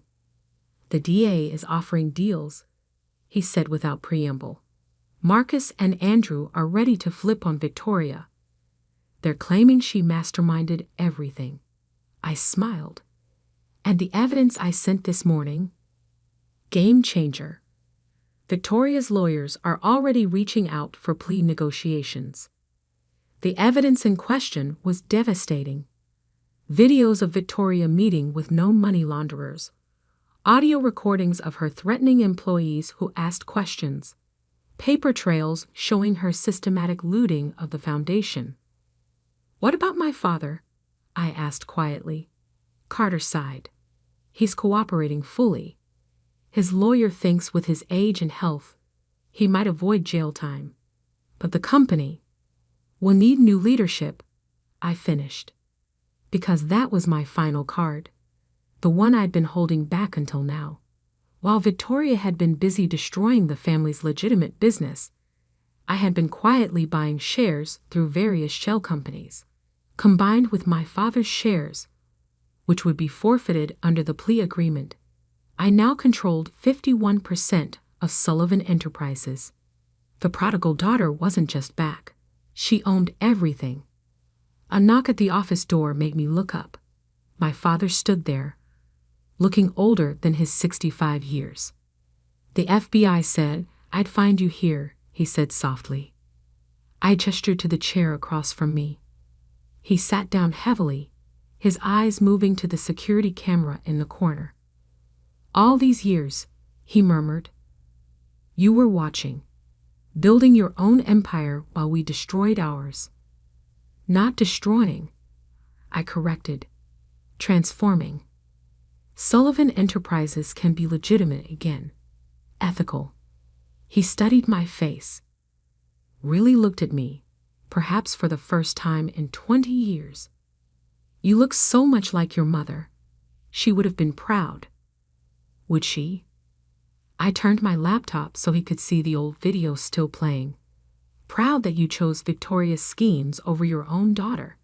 He flinched.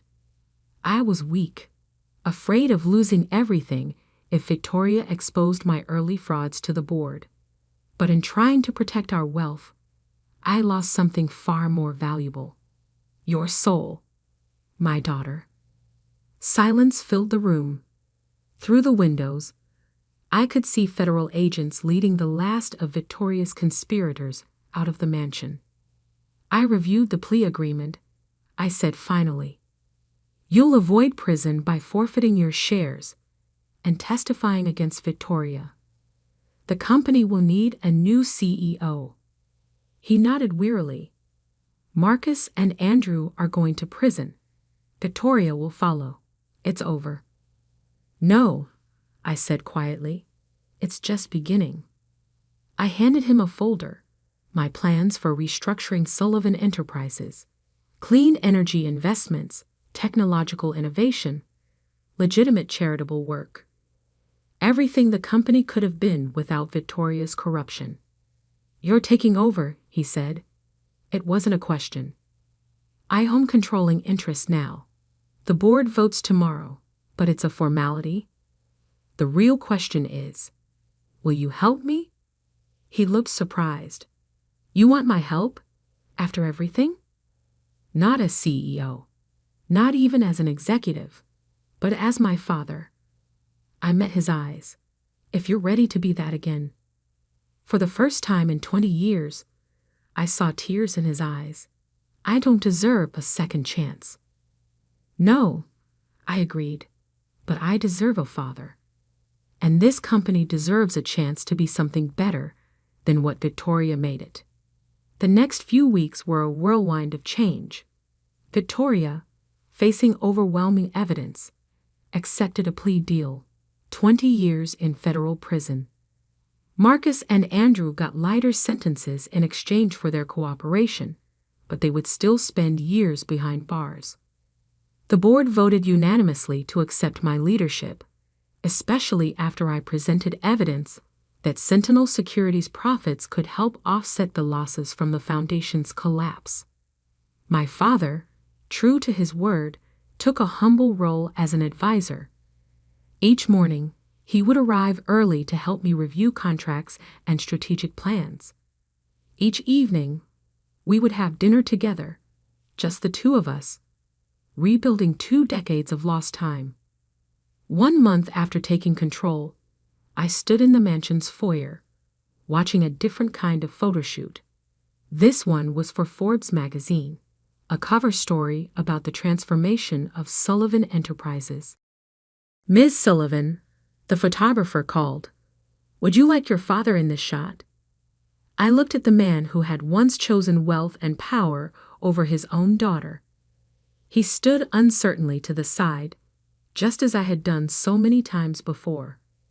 "Yes," I said, "I would." As we posed together, I caught our reflection in the window. Behind us, the security camera watched silently. No longer a tool for exposing crimes, but a reminder of how I had turned my exile into strength. The perfect family was gone. In its place was something real, imperfect, complicated, but honest. My phone buzzed one last time.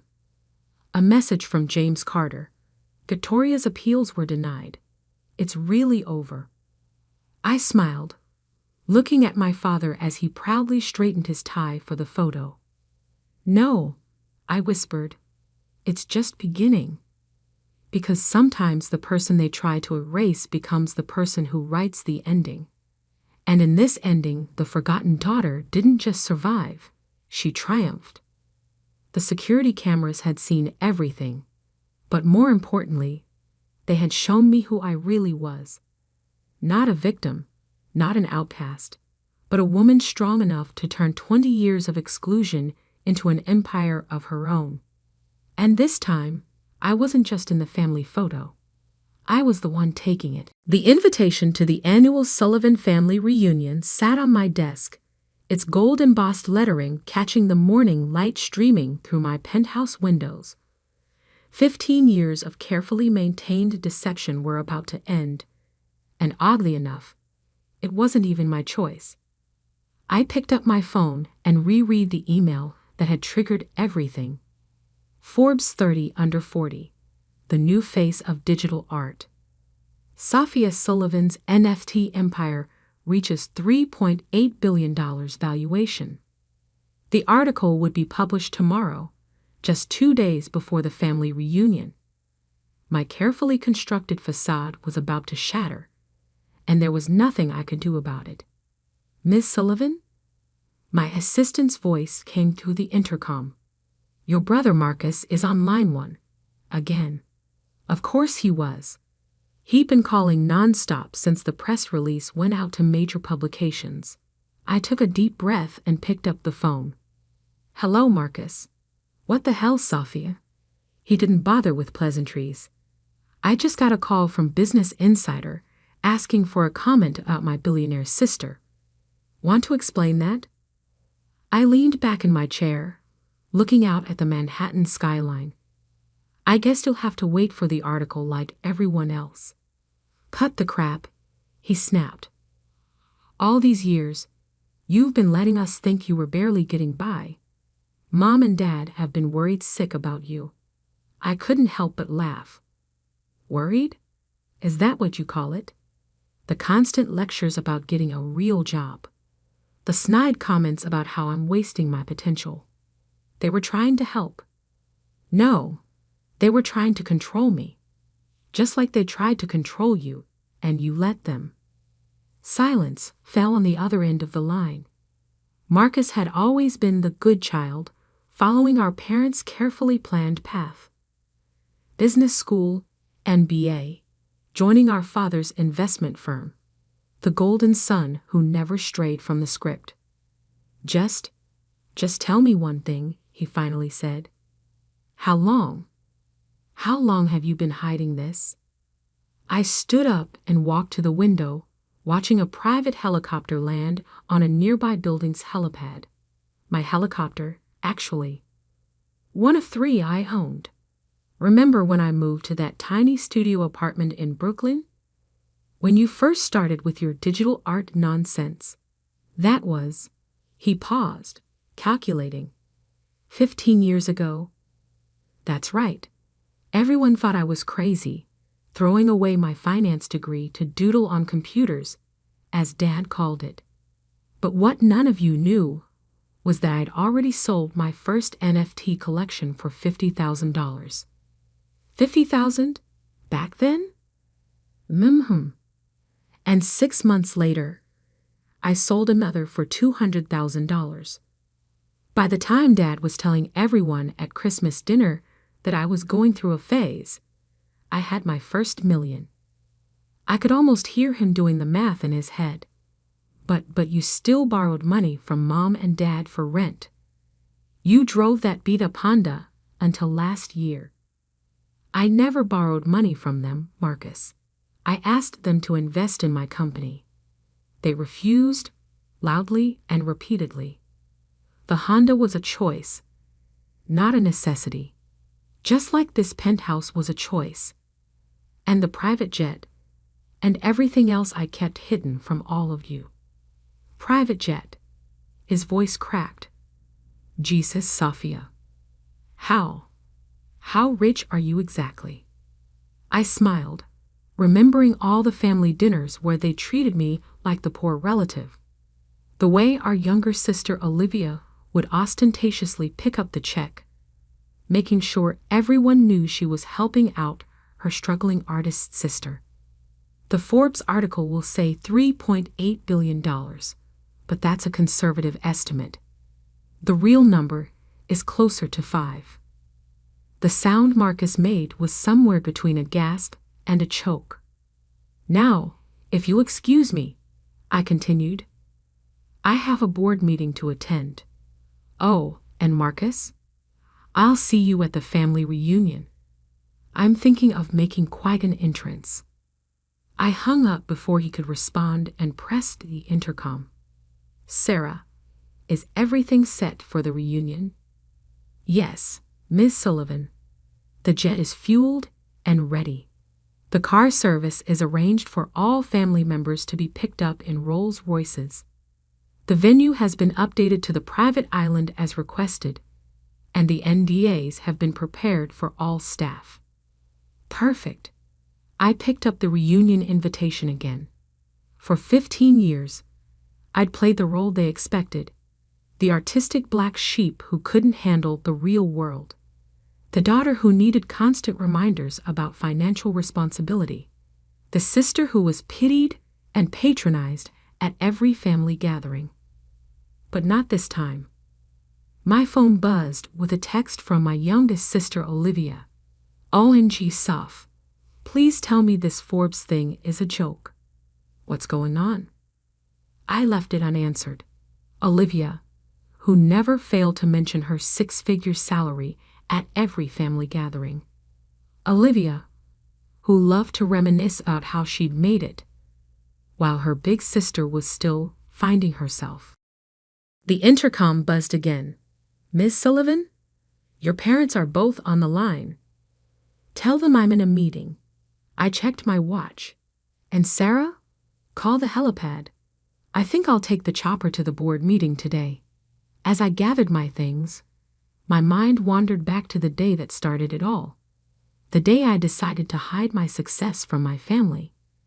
15 years earlier. Digital art isn't real art, Sophia. My father's voice boomed across the dinner table.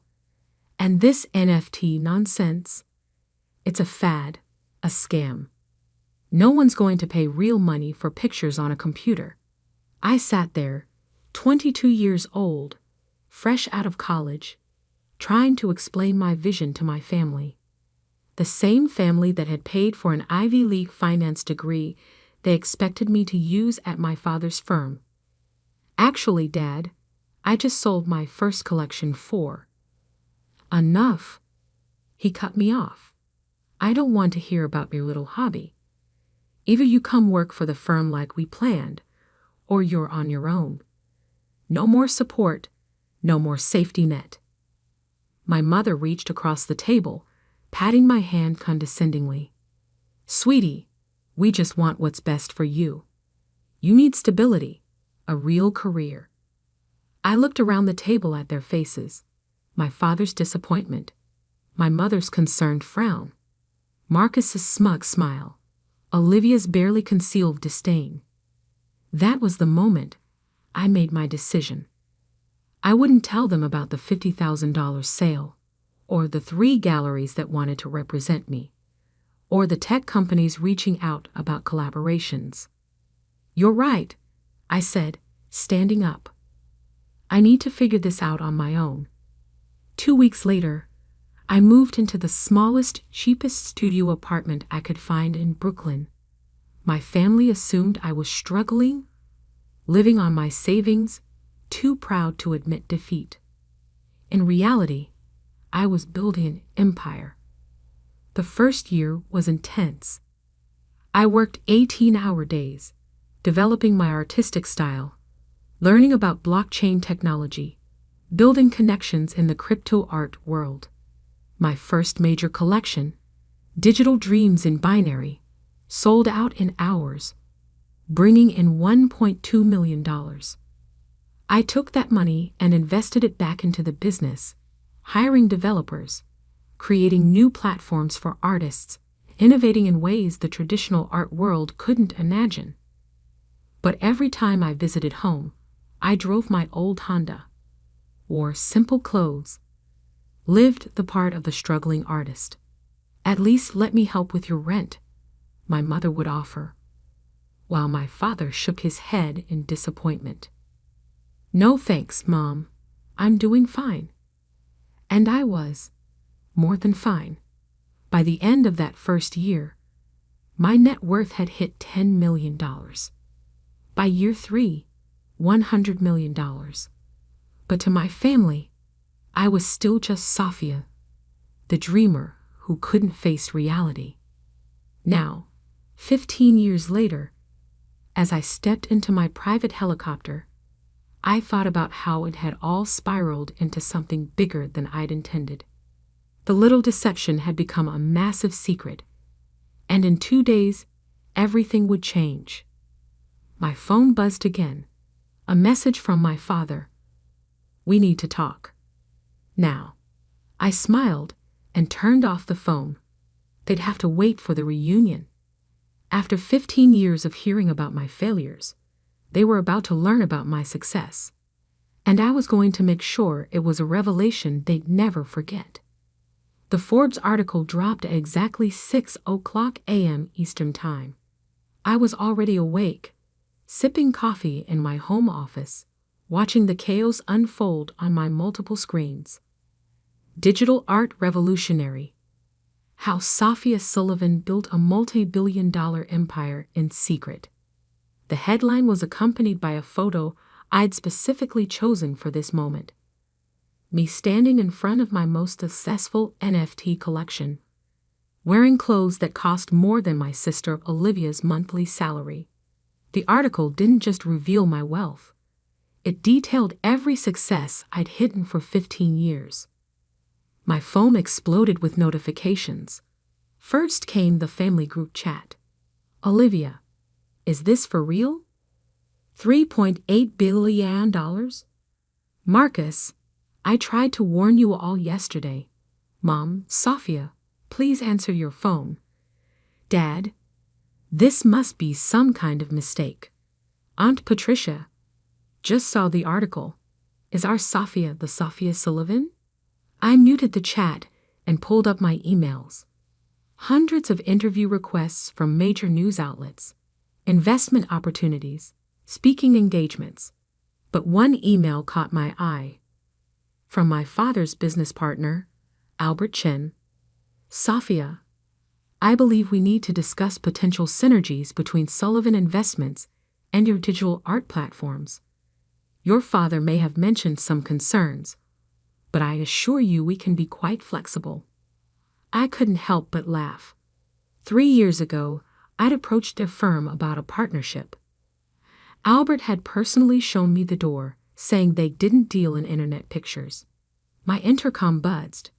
"Miss Sullivan, your mother is in the lobby. She's quite insistent." I checked the security feed. There was my mother, Alina Sullivan, still perfectly put together in her designer suit, but with an unfamiliar wildness in her eyes as she argued with the security guard. "Let her up," I sighed. It was time to face at least one member of my family. The private elevator opened directly into my penthouse. My mother stepped out, then froze, taking in her surroundings. The vast open space, the floor-to-ceiling windows overlooking Central Park, the original Basquiat on the wall that probably cost more than their house. "Sophia," she breathed, her voice unsteady. "What? What is all this?" "This is my home, Mom. The real one, not the small apartment I keep for family visits." She walked to the window, her heel clicks echoing on the marble floor. "How long have you? How did you?" 15 years, I said, pouring her a cup of coffee. since the day Dad said my digital art would never amount to anything. She turned, her face a mixture of confusion and hurt. But you struggled. We saw it. The tiny apartment, the old car, borrowing money for rent. I never borrowed money. I corrected her. I asked you and Dad to invest in my company. There's a difference. And everything else, the apartment, the car, that was all just theater. Theater? Her voice rose. You've been lying to us for 15 years. No, Mom. I just let you see what you wanted to see. You all were so convinced I was failing that you never bothered to look closer. She sank into one of my Italian leather chairs, looking suddenly old. Does anyone else know? In the family? No one. Well, Marcus found out yesterday when the press release went out. I suppose he tried to warn you. She nodded weakly. He called, but your father was sure it was a mistake. Some other Sophia Sullivan. I walked to my desk and pulled out a file. Here's something that might interest you. The investment opportunity I tried to present to Dad 3 years ago. If he had invested the $1 million I asked for, his share would be worth roughly $100 million today. Her hands trembled as she took the file. He said you wanted a handout, that you were too proud to admit your art wasn't working out. And you believed him, just like you believed him about my struggling artist life. Tell me, Mom, in 15 years, did any of you ever actually come to one of my shows, check out my work, even Google my name? She couldn't meet my eyes. That's what I thought. I walked to the window, looking down at the city I now partially owned. The annual family reunion is in 2 days. I've made some changes to the arrangements. Changes? I bought out the entire resort where it was supposed to be held. Too public. Instead, everyone will be picked up by my private cars and taken to my jet. We'll be having the reunion on my island. Your island? In the Caribbean. I bought it last year when I closed my first billion-dollar deal. I turned to face her. And Mom? This time, I won't be the one sitting quietly while everyone talks about their successes. This time, I have some things to say. She stood up, smoothing her skirt with shaking hands. Your father. When he sees all this,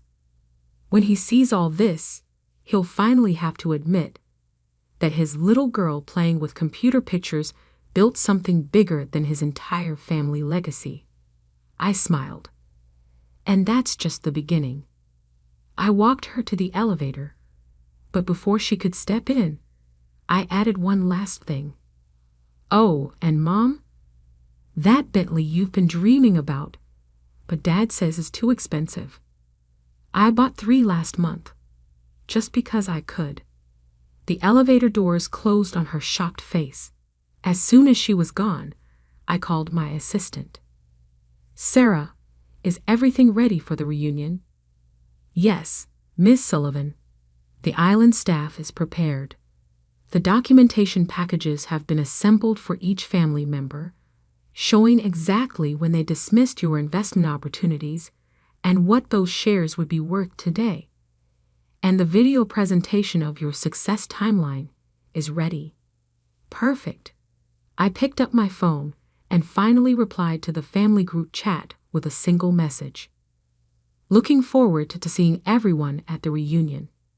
Dress appropriately for a private island. Transportation will be provided. Then I opened my laptop to check the market. The Forbes article had sent my company's stock soaring. Another billion added to my net worth before breakfast. I thought about my father, probably sitting in his office right now, trying to understand how his failing daughter had quietly become one of the richest people in the country. About my sister Olivia, who loved to brag about her 6-figure salary and vacation home in the Hamptons. realizing I could buy her entire life with what I made in interest each day. The reunion was going to be interesting. Very interesting indeed. My phone buzzed again. A message from my father. We need to meet. Before the reunion. Family matters should be discussed privately. I typed back. Everything will be discussed at the reunion, Dad. After all, isn't that what family reunions are for? Sharing our successes? Then I called Sarah again. Contact the design team. I want the island's helipad repainted before the reunion. And make sure my name is visible from the air when they land. Already done, Ms. Sullivan. Anything else?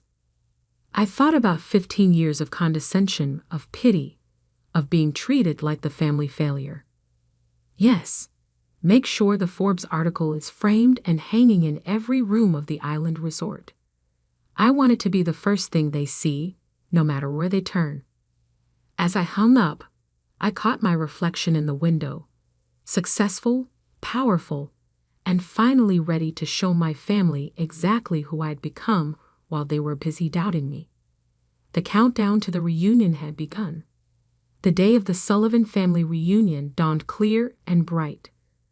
I stood on the tarmac of my private airfield, watching as 3 Rolls-Royces approached in formation. My family had arrived. The cars stopped, and the doors opened. First came my father, his usual commanding presence diminished somehow. My mother, still looking shaken from our meeting 2 days ago.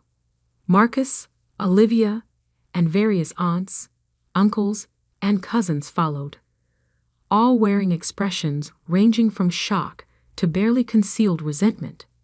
And there, front and center, sat my gleaming private jet, with Sullivan Digital Empire emblazoned on its side in elegant lettering. Welcome, everyone, I said, my voice carrying across the tarmac. I trust the ride was comfortable. Safia, my father stepped forward, trying to regain his authoritative tone. This is unnecessary. We could have had a perfectly good reunion at the resort. I smiled. The resort was too public, Dad. Besides, I think it's time for some real family bonding. On my island. Your island? Olivia muttered, clutching her designer handbag like a shield. Of course you have an island. The flight was interesting, to say the least. As my family members settled into the luxurious cabin, their eyes darted everywhere, taking in the opulent details, the solid gold fixtures, the rare art pieces, the vintage champagne being served by an immaculately trained staff. Is that a real Picasso? Aunt Patricia whispered, staring at the artwork mounted on a cabin wall. Yes, I replied casually. I bought it last year, along with a few others. My father cleared his throat. Safia, perhaps we should discuss. We'll discuss everything when we land, Dad. For now, enjoy the flight. The champagne is particularly good. Cost more than your company's quarterly profits. He flinched. Good. 2 hours later, we began our descent. Through the windows, my private island came into view. 300 acres of tropical paradise, with a state-of-the-art resort complex at its center. And there, visible from the air just as I'd planned, was my name in letters large enough to be seen from space. So-P-H-E-A, Sullivan. As we landed, I heard Olivia gasp. The helipad was surrounded by displays showing my most successful NFT collections, each with their sale prices prominently displayed. Millions upon millions of dollars in digital art projected onto massive screens. Welcome to Sullivan Island, I announced as we disembarked. My own little piece of paradise. Little? Marcus choked out. The resort complex sprawled before us, a masterpiece of modern architecture seamlessly blended with natural beauty.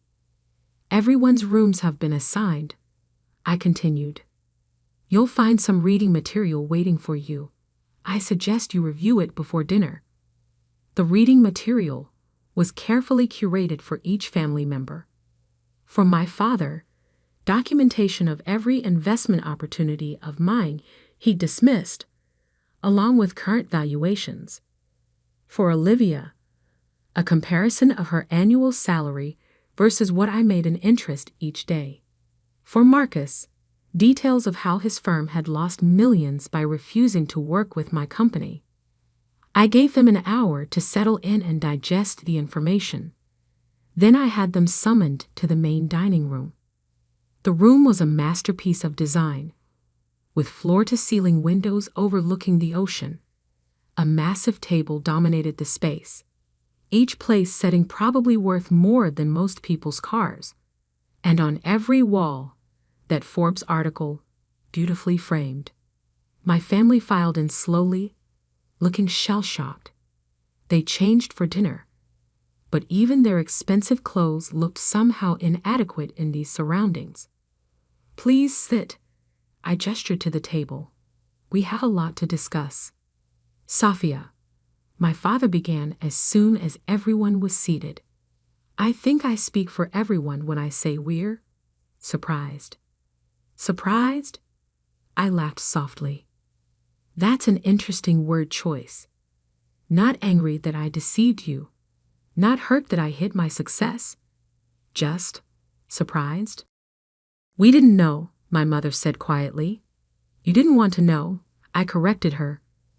Every time I tried to tell you about my work, you changed the subject. Every time I offered investment opportunities, you dismissed them.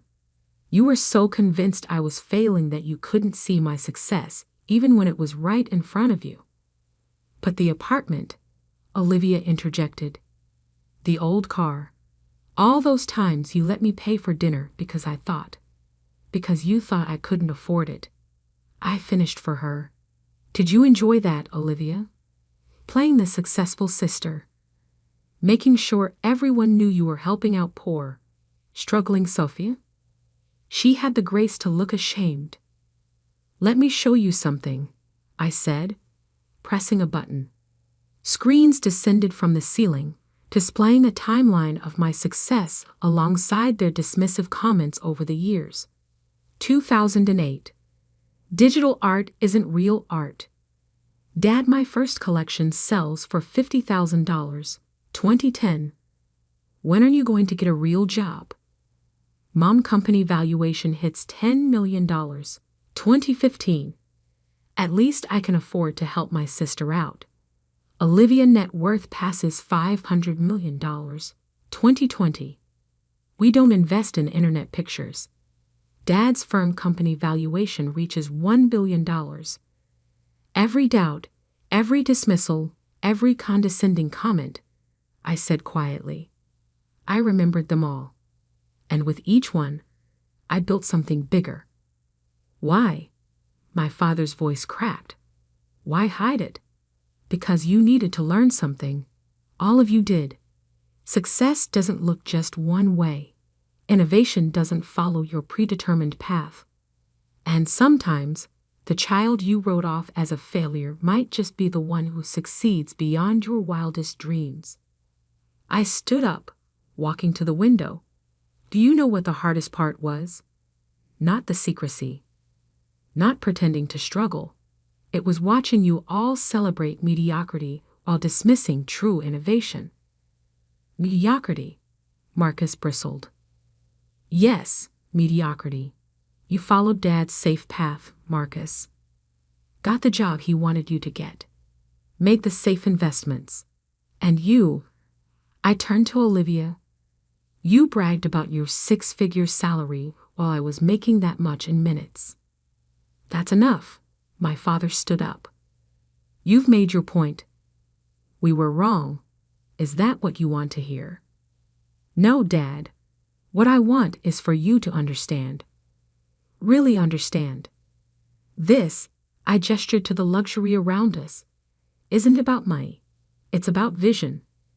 The vision you couldn't see because you were too busy clinging to the past. I pressed another button, and new images appeared on the screens. My latest project, a revolutionary platform that would transform how digital art was created, bought, and sold. This launches next month, I said. Conservative estimates put its value at $10 billion. I'm showing you this because for once, I want you to see what I'm building before it happens.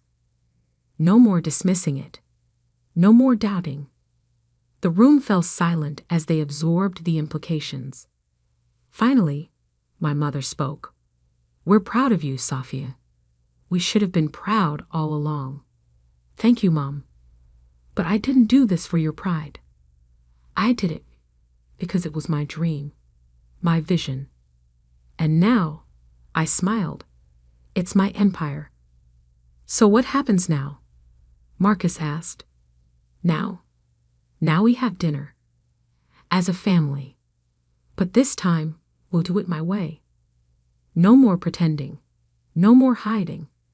And tomorrow, we'll tour the island, and I'll show you exactly what your daughter, sister, and niece has built while you weren't paying attention. I raised my glass. To the truth. Finally. They raised their glasses, looking somewhat dazed. The rest of the evening passed in a blur of gourmet food, fine wine, and gradually thawing conversations. My family was beginning to see me. Really see me, for the first time in 15 years. As they retired to their rooms that night, I stayed in the dining room, looking out at the moonlit ocean. My assistant Sarah appeared at my side. Was it worth it? She asked quietly. The big reveal.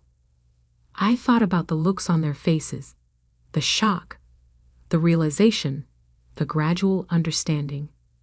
Yes, I said, but not for the reasons I expected.